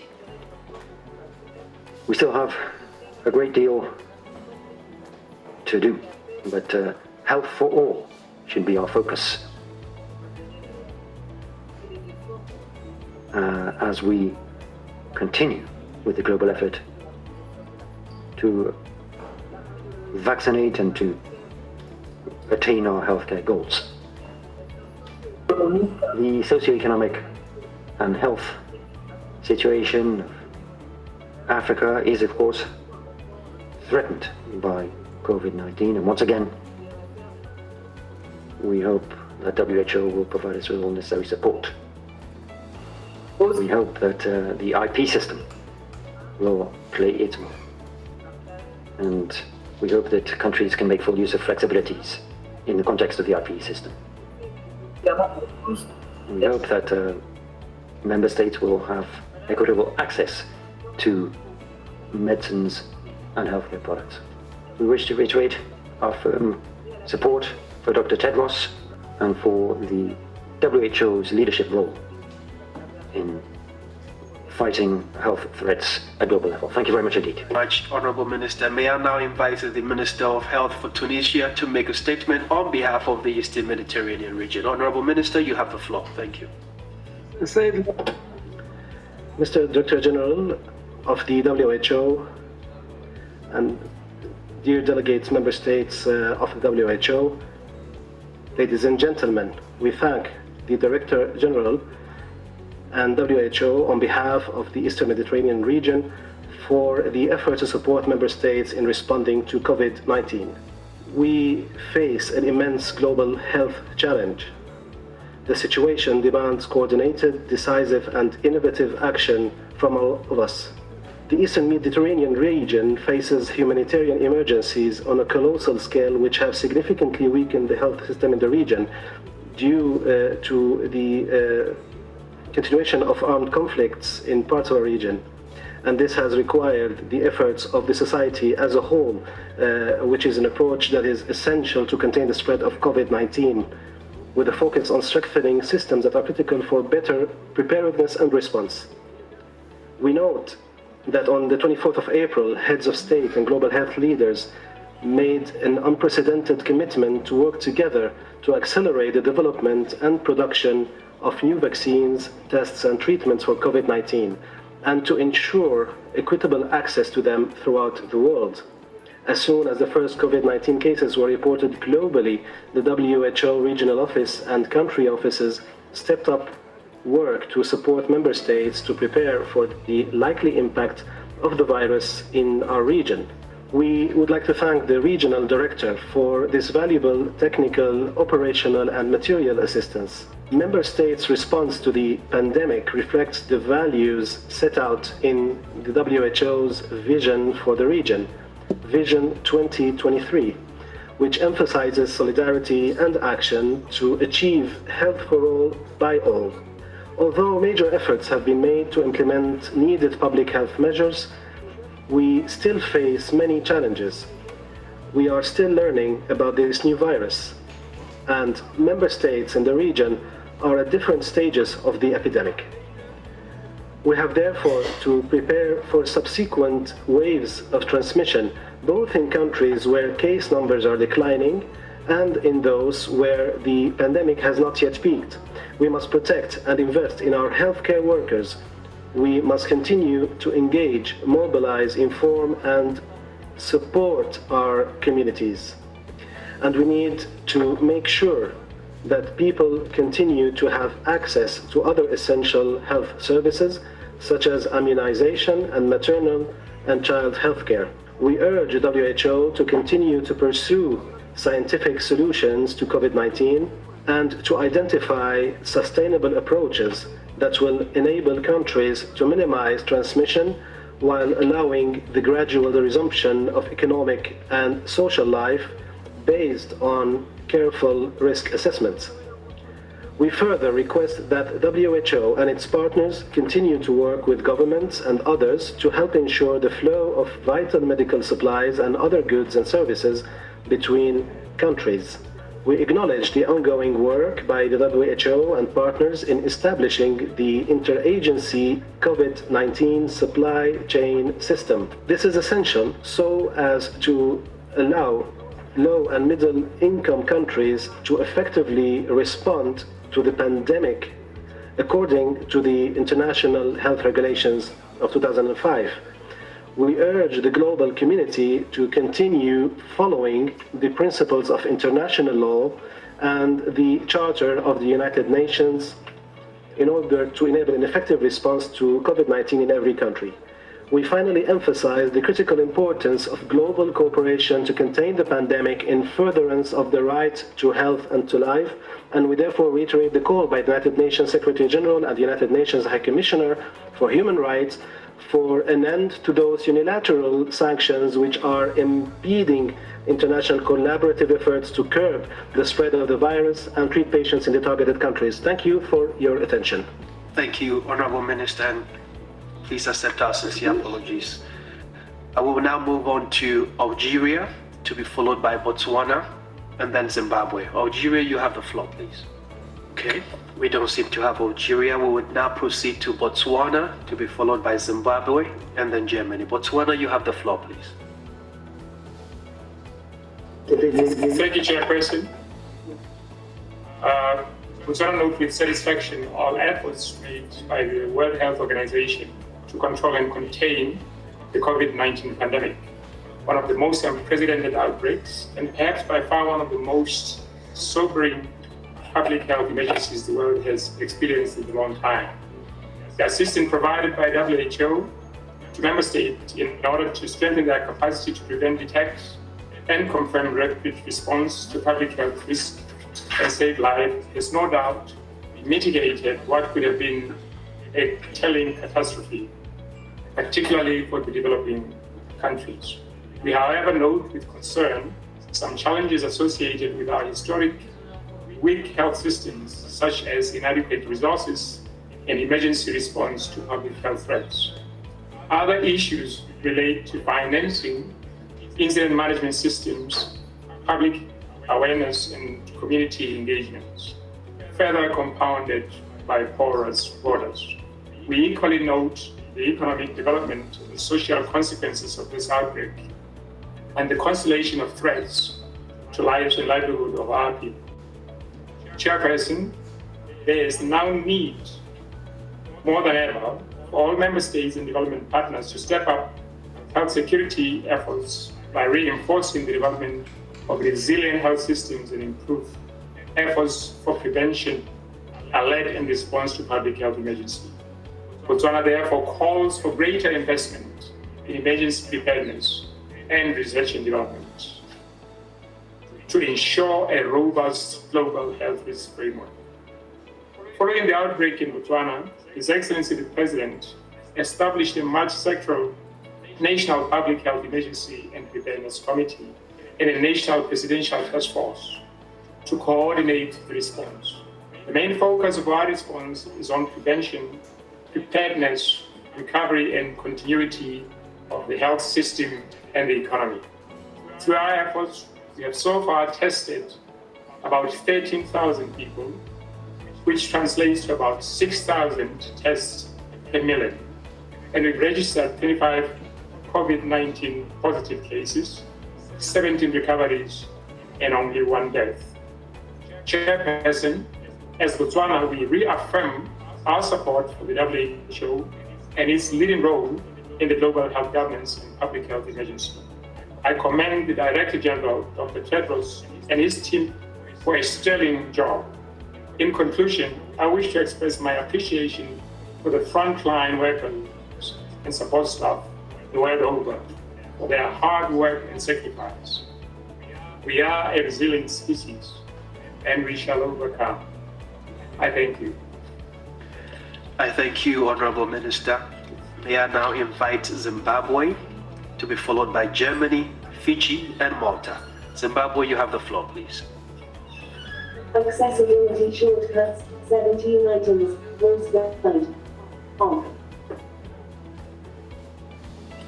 Honorable Minister from Zimbabwe, you have the floor. Okay, we will move to Germany and then come back to Zimbabwe when we have the feed. Germany, you have the floor, please. I'm afraid we still don't have Germany. We would go to Fiji and then Malta. Fiji, you have the floor, please. Director General of World Health Organization, Dr. Tedros Ghebreyesus, honorable ministers and delegations from member states, distinguished excellencies, donor partners, and philanthropists, global WHO technical support teams, ladies and gentlemen, I am indeed honored to address you all today. The COVID-19 global pandemic is no doubt an extraordinary event for all humanity and has brought suffering to countless families and communities across the globe. I take this time on behalf of the government and the people of Fiji to express our deepest and most sincere sympathy to governments and citizens of all nations who have lost loved ones from the COVID-19 pandemic. Fiji's Prime Minister, the Honorable Joseph Bainimarama, has been at the forefront of our fight against COVID-19. His firm leadership and the support of Cabinet and the critical government agencies and statutory bodies ensured an efficient decision-making process and the timely implementation of containment strategies that reduce the risk of spread of the disease in the community. Three main drivers that greatly facilitated Fiji's preparedness and response effort were the approval by government for a supplementary COVID-19 budget that provided additional funding to the Health Ministry, the amendment to the Fiji Public Health Act, and the declaration of a state of natural disaster for the COVID-19 disease. The declaration of 2 states of natural disaster, with one being the result of a disease outbreak, is unprecedented in Fiji's history. However, those critical actions enable us to make crucial decisions and implement measures that ensure the protection of public safety, the timely intervention for those who are suspected or confirmed with the disease, and the ultimate recovery for those under our hospital care. Our border control measures were instituted and rapidly escalated as the pandemic continued its global spread. Social or physical distancing measures that were implemented nationally included targeted community lockdowns, night curfews, and the closing of amusement centers like cinemas, liquor bars, nightclubs, gyms, and community swimming pools. Our contact tracing teams that include personnel from health, the military and police force have followed up 100% of all close contacts of the confirmed cases and continue to follow them up today. WHO assisted our laboratory testing capacity, firstly through the sending of samples to the reference laboratory in Melbourne, Australia, and later with the opening of our own RT-PCR testing facility at the Fiji Center for Disease Control on the 11th of March 2020. As I speak, Fiji has recorded 18 cases of COVID-19, 14 of which have recovered, and 4 are still active, and with an overall recovery rate at the moment at 78%. Fiji has successfully broken the chain of transmission within the community with strong and timely public health measures, and particularly with the early removal of every case and their close contacts into dedicated health facilities with monitored isolation. Fiji experience has shown that a whole-of-government approach is absolutely necessary, with decisive leadership and swift implementation of strategies are critical for lowering mobility and mortality from this pandemic. Fiji has also shown that in the presence of the impact of climate change, the ability of a small island nation to mount an effective response to an outbreak of infectious diseases will require a Herculean effort that will impact greatly on its resources for many years to come. I thank you. I thank you, Fiji. We understand Zimbabwe is online. We would give the floor to the Honorable Minister of Zimbabwe, and then we'll come to Germany and Malta. Zimbabwe, you have the floor, please. Do we have the Honorable Minister of Health for Germany online? We will move to Malta, to be followed by Thailand. Malta, you have the floor, please. We will move to Thailand and then Colombia. Thailand, you have the floor, please. Mr. President, we are at war against COVID-19. Thailand has hammered down the epidemic and is cautiously moving into the dancing stage. We have learned important lessons. First, we have survived only the first few battles. Before the war is over, we must remain vigilant and should not yet declare victory. Second, this war requires the leadership of the head of state or government to ensure effective multi-sectoral actions. As the battlefield is nationwide, more than 1 million Thai village health volunteers and leaders of local governments have been actively involved. Third, a wide range of mandatory and voluntary measures is needed. Their success requires strong public awareness, engagement, and cooperation.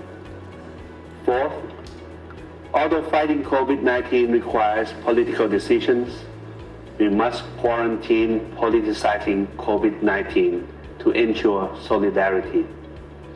Finally, COVID-19 proves the value of long-term investment on universal health coverage and health systems manned by well-trained and committed health workers, especially nurses. Our USC covers all health services of COVID-19 for everyone on Thai soil. We do not and will not leave anyone behind. We do not have other options. We only have to fight, and we will win. Thank you, Mr. President. Thank you, Honorable Minister. May I now invite Colombia to be followed by Australia and Indonesia. Colombia, you have the floor, please. Un saludo especial al presidente.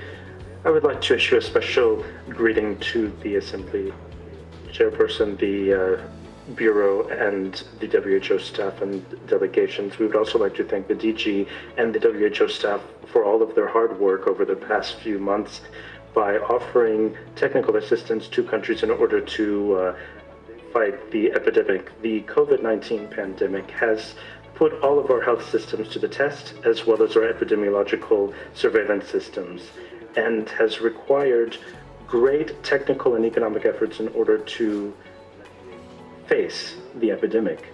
The quarantine period also allowed for us to strengthen our healthcare services, our responsiveness, our care capacity, and our ability to take actions in order to develop and protect our population, given the health risk. Colombia, which is a country of 50 million inhabitants, has taken up a number of actions, which including isolating the population over 70 years of age, eliminating school for kindergarten and primary school, as well as actions meant to ensure physical distancing of people as fundamental strategies in order to face the epidemic. Colombia has carried out more than 150,000 tests to date. We have made an investment of almost $5.4 billion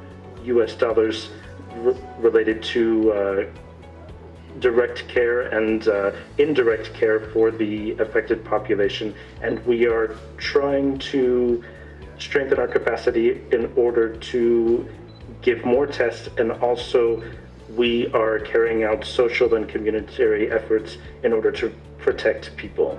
Colombia as a country and a society has been able to create solidarity and also means for cooperation with neighboring countries in order to carry out joint actions in order to face the risk that is inherent in providing full-scale care for our population. We would like to particularly call upon all countries in the world, as well as those who are members of the Pan American Health Organization and the World Health Organization, in order to develop cooperation mechanisms which would allow for us to pool efforts and to develop protocols and strategies in order to deal with the epidemic, and also to relaunch our social, cultural, and economic situation. Thank you. I will now invite Australia to be followed by Indonesia. Australia, you have the floor.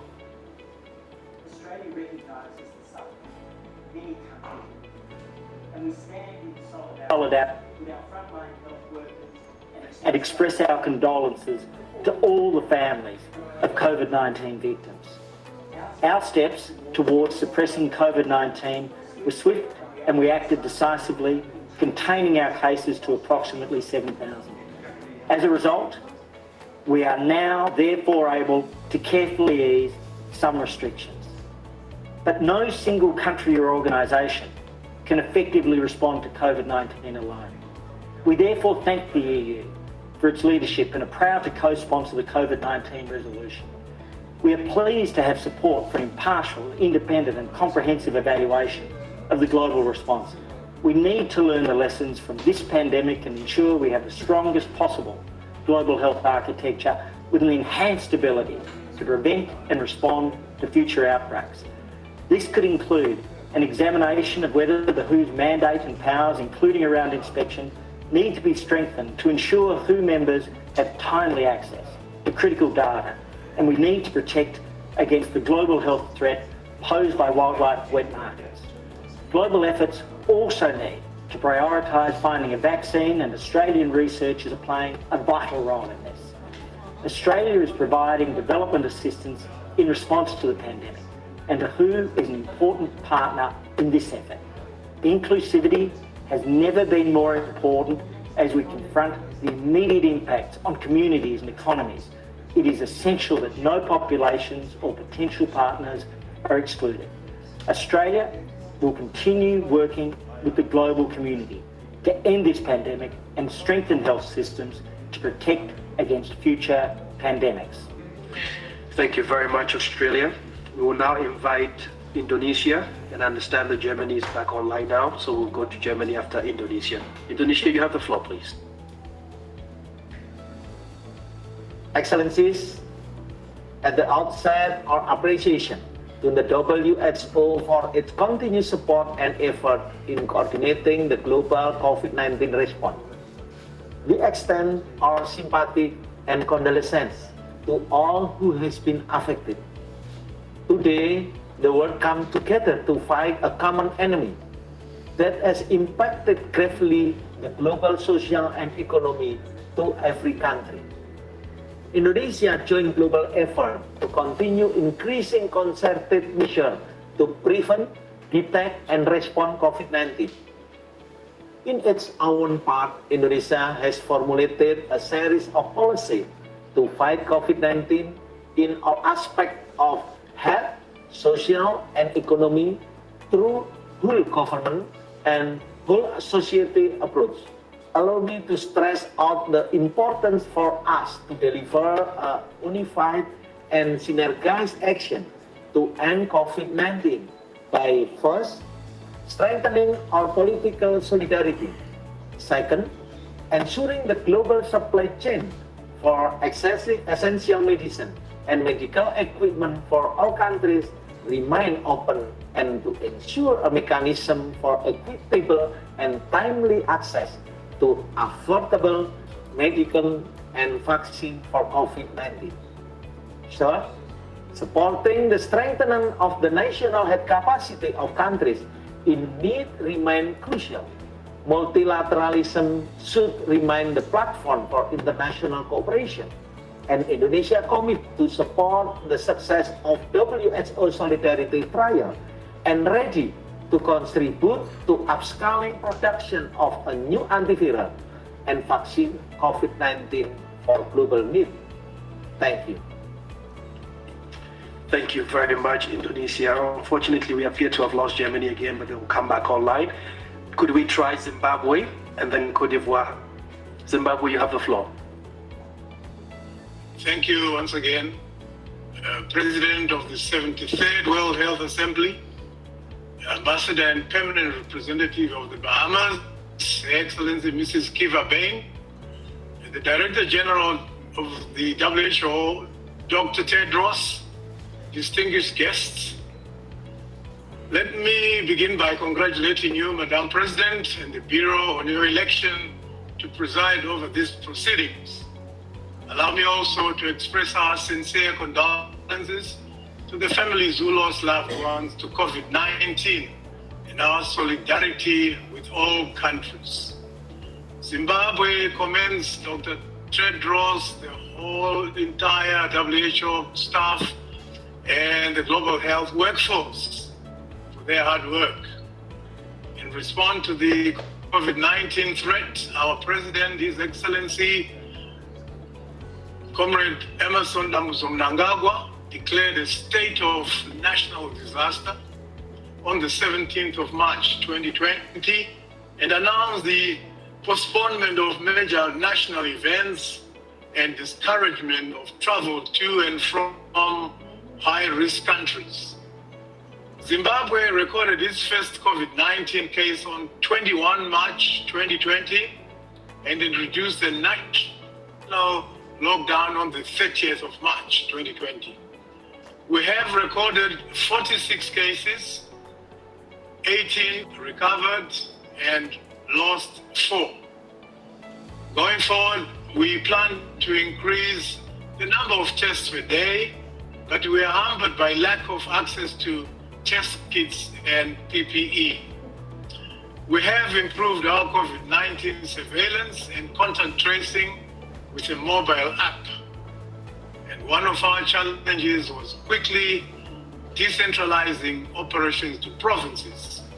However, significant progress has been made on that score, and we continue to strengthen our primary healthcare systems.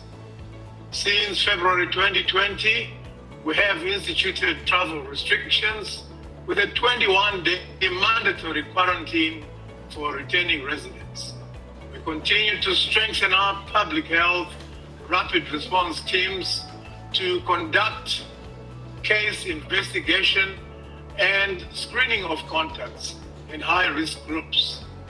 In conclusion, let me express my government's gratitude to the WHO, development partners, and countries that have provided support to our COVID-19 response and our continued strengthening of our routine health service delivery. Thank you. Thank you very much, Honorable Minister. May I now invite the Minister of Health from Côte d'Ivoire to be followed by Bhutan and then India. Côte d'Ivoire, you have the floor. Honorable Minister, we don't seem to have a sound. We will come back to you when your sound is a bit more audible. Could we now invite the Minister of Health for Bhutan to be followed by India? Thank you. Bhutan, you have the floor. Thank you.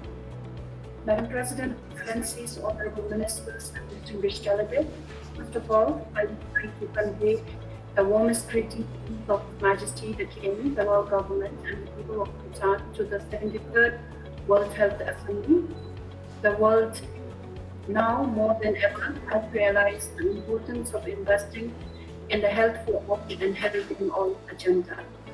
Today, as we conclude the 73rd WHA, the world is faced with an unprecedented public health crisis. These global pandemic has reminded us of the critical need to invest in building resilient and sustainable health for all. Excellencies, ladies and gentlemen, we thank the Director General for the efficient leadership and progressive role of the organization in responding and coordinating with the member states and partners in our preparedness and response efforts in combating the current pandemic. Bhutan is pleased to note the global solidarity expressed by member states, and I convey my sincere prayers and goodwill to contain the global outbreak and restore peace and well-being. Excellencies, ladies and gentlemen, Bhutan's response to the COVID-19 pandemic is led by His Majesty the King, who himself is at the front line and continues to lead with compassion and wisdom. Guided by the wisdom of His Majesty, Bhutan's response has been the whole of the society approach to ensure that more individuals and families face any hardship due to the current pandemic. Excellencies, ladies and gentlemen, Bhutan strongly supports that this global pandemic can only be addressed successfully through united and concerted effort of all member states. Therefore, we would like to add our voice to the long list of member states who have expressed their unwavering support to the united resolution to respond to COVID-19. Excellencies, ladies and gentlemen, Bhutan reaffirms our commitment to work collectively towards the benefit of not only the Bhutanese, but also the population around the world. We also send a strong reminder to support and secure safety of our health professionals and other frontline workers who are directly at the forefront battling COVID-19. Lastly, we, on behalf of the government, would like to extend our support and cooperation for a successful deliberation with sincere prayer of good health and happiness for all. Tashidele, and I thank you. Thank you very much, Bhutan. We would now invite the Honorable Minister for Health for India and to be followed by Malta. India, you have the floor, please. Her Excellency Ms. Keva Bain, President of the World Health Assembly, Dr. Tedros, Director General of WHO, and Excellencies, at the very outset, I wish to express my deepest condolences at the loss of lives across the world due to COVID-19. I also take this opportunity to express my sincere gratitude for the efforts of those who are in the front line of this battle. We in India undertook the COVID-19 challenge with the highest level of political commitment. Our Honorable Prime Minister, Shri Narendra Modi, personally monitored the situation and ensured a preemptive, proactive, and graded response, leaving no stones unturned to contain the deadly virus from spreading. India took all necessary steps well in time, including surveillance at points of entry, evacuation of nationals stranded overseas, massive community surveillance through robust disease surveillance network, strengthening of health infrastructure, capacity building of over 2 million frontline human resources, risk communication, and community involvement. I think we did our best and we did well. We are learning and we are confident of doing better in the months to come. Excellencies, today there are compelling circumstances that have forced us all to meet virtually. The 73rd World Health Assembly is the first ever virtual health assembly. It is unprecedented, but it's also perhaps the most important one ever. Because as we sit and discuss here, the pandemic continues to kill thousands of people and also causing a deep global recession. This is the time when humankind must come together. Today I urge upon the governments, industry, and the philanthropy to prioritize the long term and pool their resources to ensure everyone benefits. On our part, India is playing a key role in fostering bilateral and regional partnerships. Under our Prime Minister's able leadership, India has supplied essential medicines to 123 nations as an expression of solidarity. Therapeutics, diagnostics, and vaccines for the whole world is the only way out of the pandemic. Global collaboration is paramount. Governments, industry, and philanthropy must pool resources to pay for the risk, the research, manufacturing, and distribution, but with the condition that the rewards should be available to everyone, regardless of where they have been developed. Today, in the two-day deliberations, we should share our learnings from how each one of us has tackled the catastrophe since January, how we can support the financial or technical gaps that some of our member states may have, and agree to continue R&D in an aggressive and collaborative way. In congratulating all those who are striving to save humanity, we welcome efforts to make all international institutions more reflective of 21st century realities. India will always stand with such efforts to foster meaningful and broad-based change. I close my speech today with a loud applause for all those across the world who are in the forefront of this battle against a deadly virus. I stand here to honor the doctors, the nurses, the paramedics, the scientists, the journalists, the delivery boys, security staff, sanitation staff, and the police personnel. The forgotten roles who are today playing superhumans. They are our real heroes. Many thanks for the opportunity to speak before this august gathering.